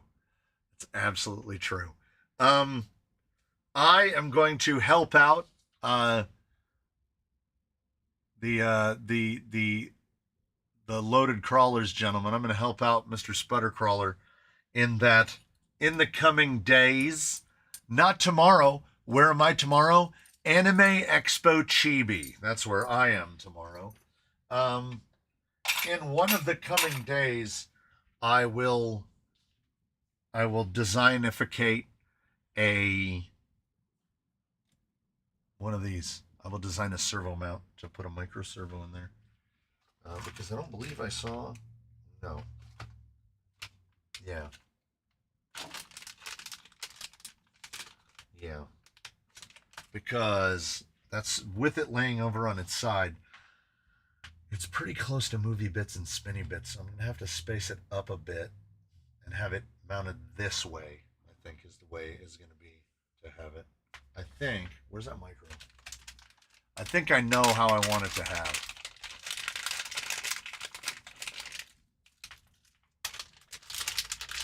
Oh, I can do a real simple bracket. So here's a little goop.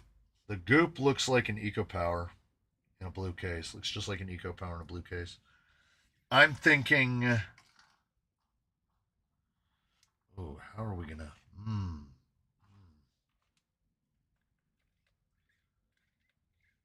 That's gonna be that's gonna be a little bit of a trick to get that in there. I'll get that in there, but it's gonna be a bit of a trick to get that in there. We'll see how we do. It'll be, if not fun, it will very at least be interesting. Let's just see, why is the servo horn hitting the pumpkin when I rotate it on these nylons? It depends on what. Who's got? Okay. I had to do a mental. There. Okay. So, a couple of my of nylons. Okay, so it depends on what. So this is the included bracket, I believe, for the nylons, and I favor the horn that has a little bit of kick out to it, and I run the link behind it. It's not completely necessary. But what it is you don't want a super long horn. This is like a 20. So a 20 millimeter horn is going to be the one that does it, because we can get the full lock right when the link starts to hit the servo.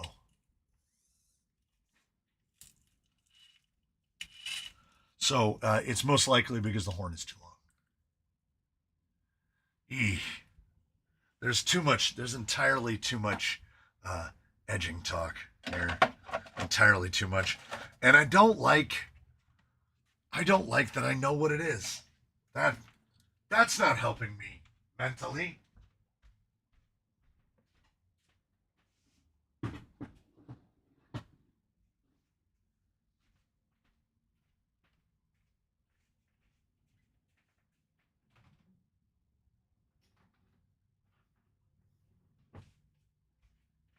I want to be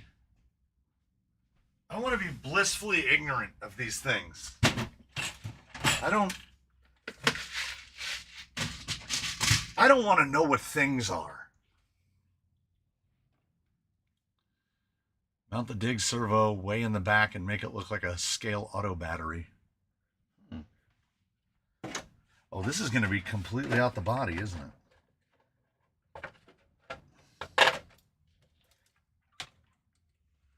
Yeah, that's the thing. Yeah.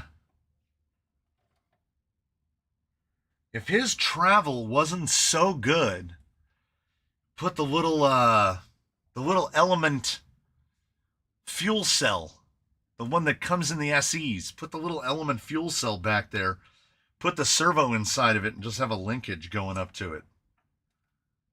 I kind of like that. That'd be pretty good.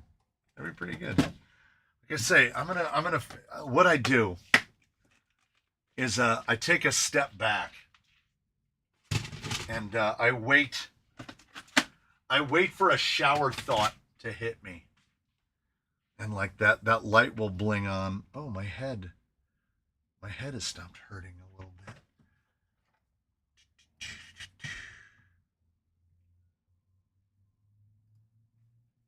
They're on Amazon? Son of a.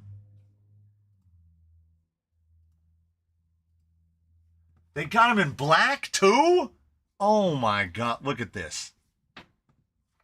Look at this. Oh wait, hotkeys don't work.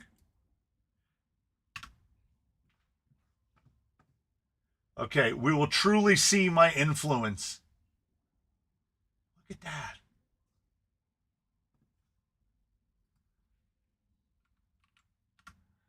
Because I'll look at how many are left in stock. Oh, well, the black ones just say in stock.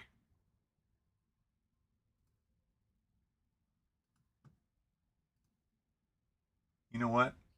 I have a little bit of just in case money. I'm going to spend, I'll tell you right now, I'm going to spend $31.24 of it right now. Boom. Order placed. Yeah, right? Like, I don't even know if I looked on Amazon. I got kicked off YouTube when I clicked that link. Hee hee hee.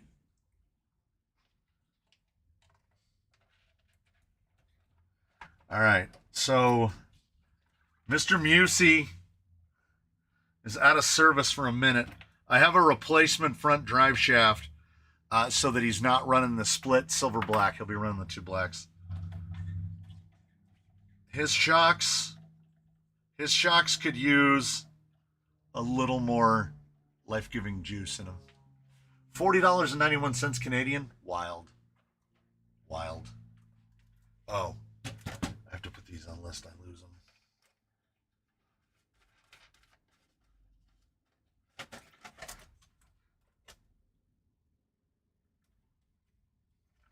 Where does that go forward?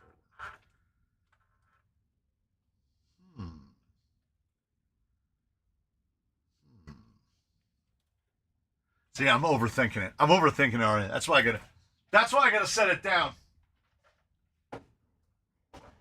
Because I will overthink it and then I will try to ruin it somehow. My wife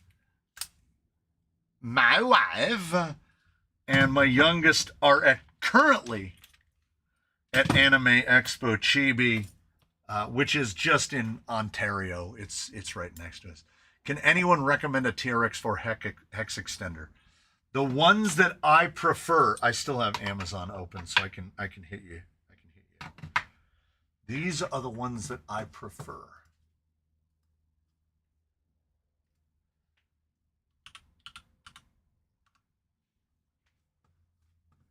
What if I... Nope. No matter what I do, if I click over to one window, I can't see chat. I can't make chat stay on the front. Okay. So, if I have to use hex extenders beyond just running a wider hub, if I have to run hex extenders, those are what I run. Either the 12s or the 15s. I don't think I ever run the 20s, but if I run the 12s or the 15s, I run those. Those are on Bruce. They're on Sheila. I think I have 3 or 4 sets. You can also get them in aluminum, but what I like are the brass ones. Oh, you know what I think I can do?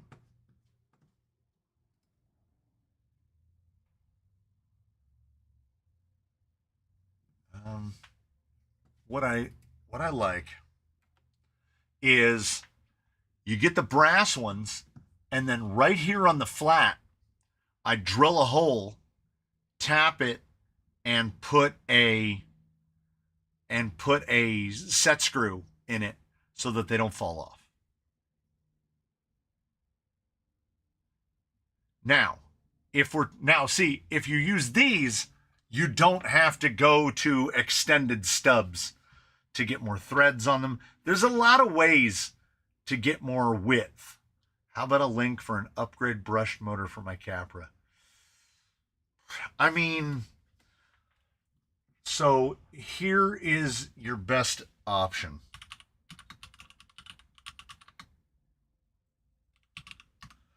But it's more than people typically want to spend.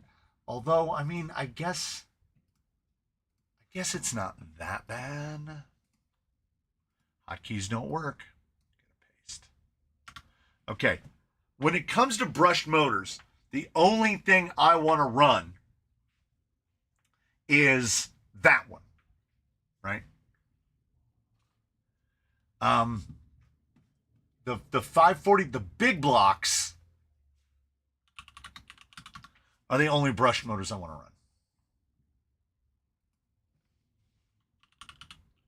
And life is too short.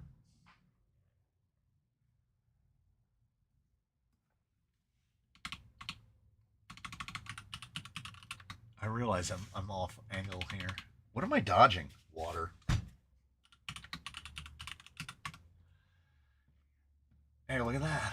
RC Hub is the current seller.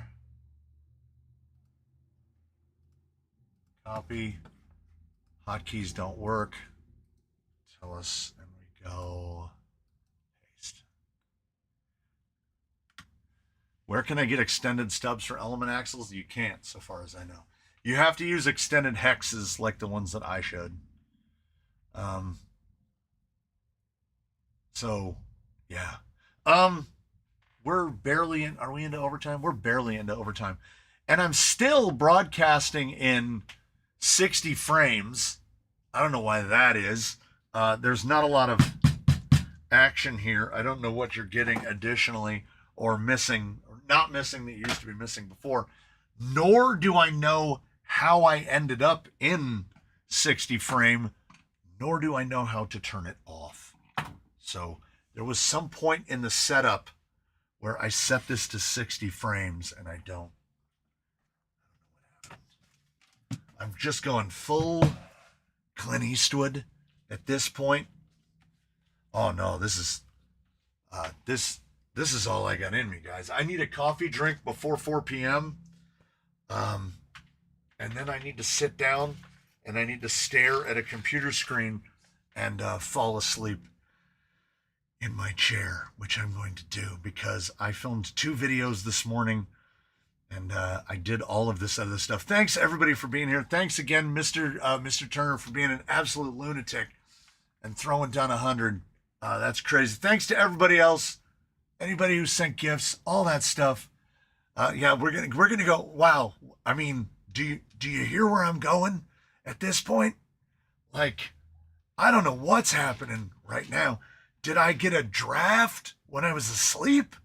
I'm really horsing out here. I'm gonna be full Batman. We're gonna get one of these. That was a good one. I felt that one inside. That was a good one.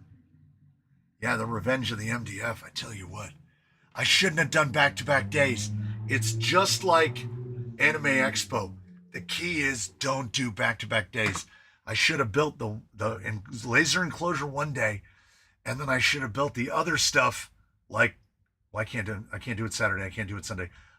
I can't do it Monday. My birthday is Monday. Everybody, I forgot to mention. My birthday is Monday.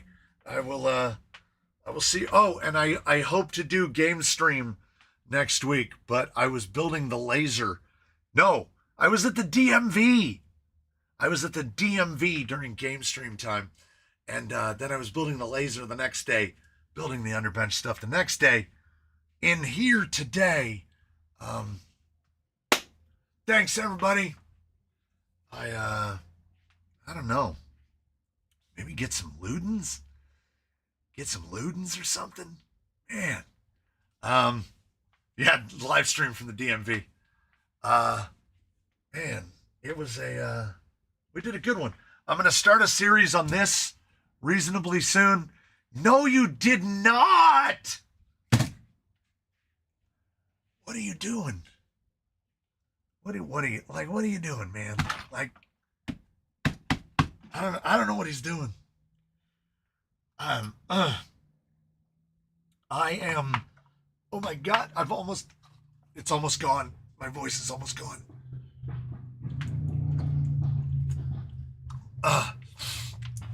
Okay. Hey, look at that. A little bit of water. No, I am, appropriately, I am near the edge. 120 gifted is wild. No, my birthday is on Monday. I am born on the anniversary of the United States Marine Corps, November 10th. So every year on my birthday, I get a parade. And then typically, like I rarely ever had to go to school on my birthday because Veterans Day. So it's going down again. It's going down again. The water keeps me going for like about a minute. And the day after your birthday, AliExpress celebrates it. The wife keeps threatening to buy that new GoPro Max 2 because I mistakenly told her that you can crop the video to film vertically or horizontally after you've shot the footage. And she's like, oh, that would be great for YouTube shorts. And I was like, oh God, she's going to buy a $500 camera. So, okay. This was like, I think he was 120 today. Just today. Monday, the 10th, November 10th. So, I have Anime Expo tomorrow, trailing on Sunday, birthday on Monday, Tuesday, hopefully back to game streaming. We're going to do all the things. Thank you so much, everyone. I will see you all. I will see you all. I will see you all hopefully real soon. I'm gonna go get a coffee. If you have any questions about the buggy. Oh yeah. Yes, definitely. That's what I keep telling her. $500 on a camera is a lot because I spend Steven Turner's money on things like cameras. That's how it works around here. The newest videos are on the new bench microphone, a proper microphone, a microphone. So I'm enjoying it. I hope you're enjoying it. I enjoyed having you all here. Today was a great live stream to the point where I forgot about the fact that I have a big triangular cut on my head, a V about 3/4 of an inch on either leg from where I hit that thing with my head.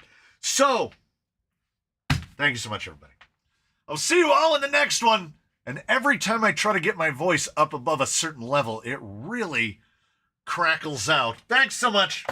I will see you again, hopefully, real soon.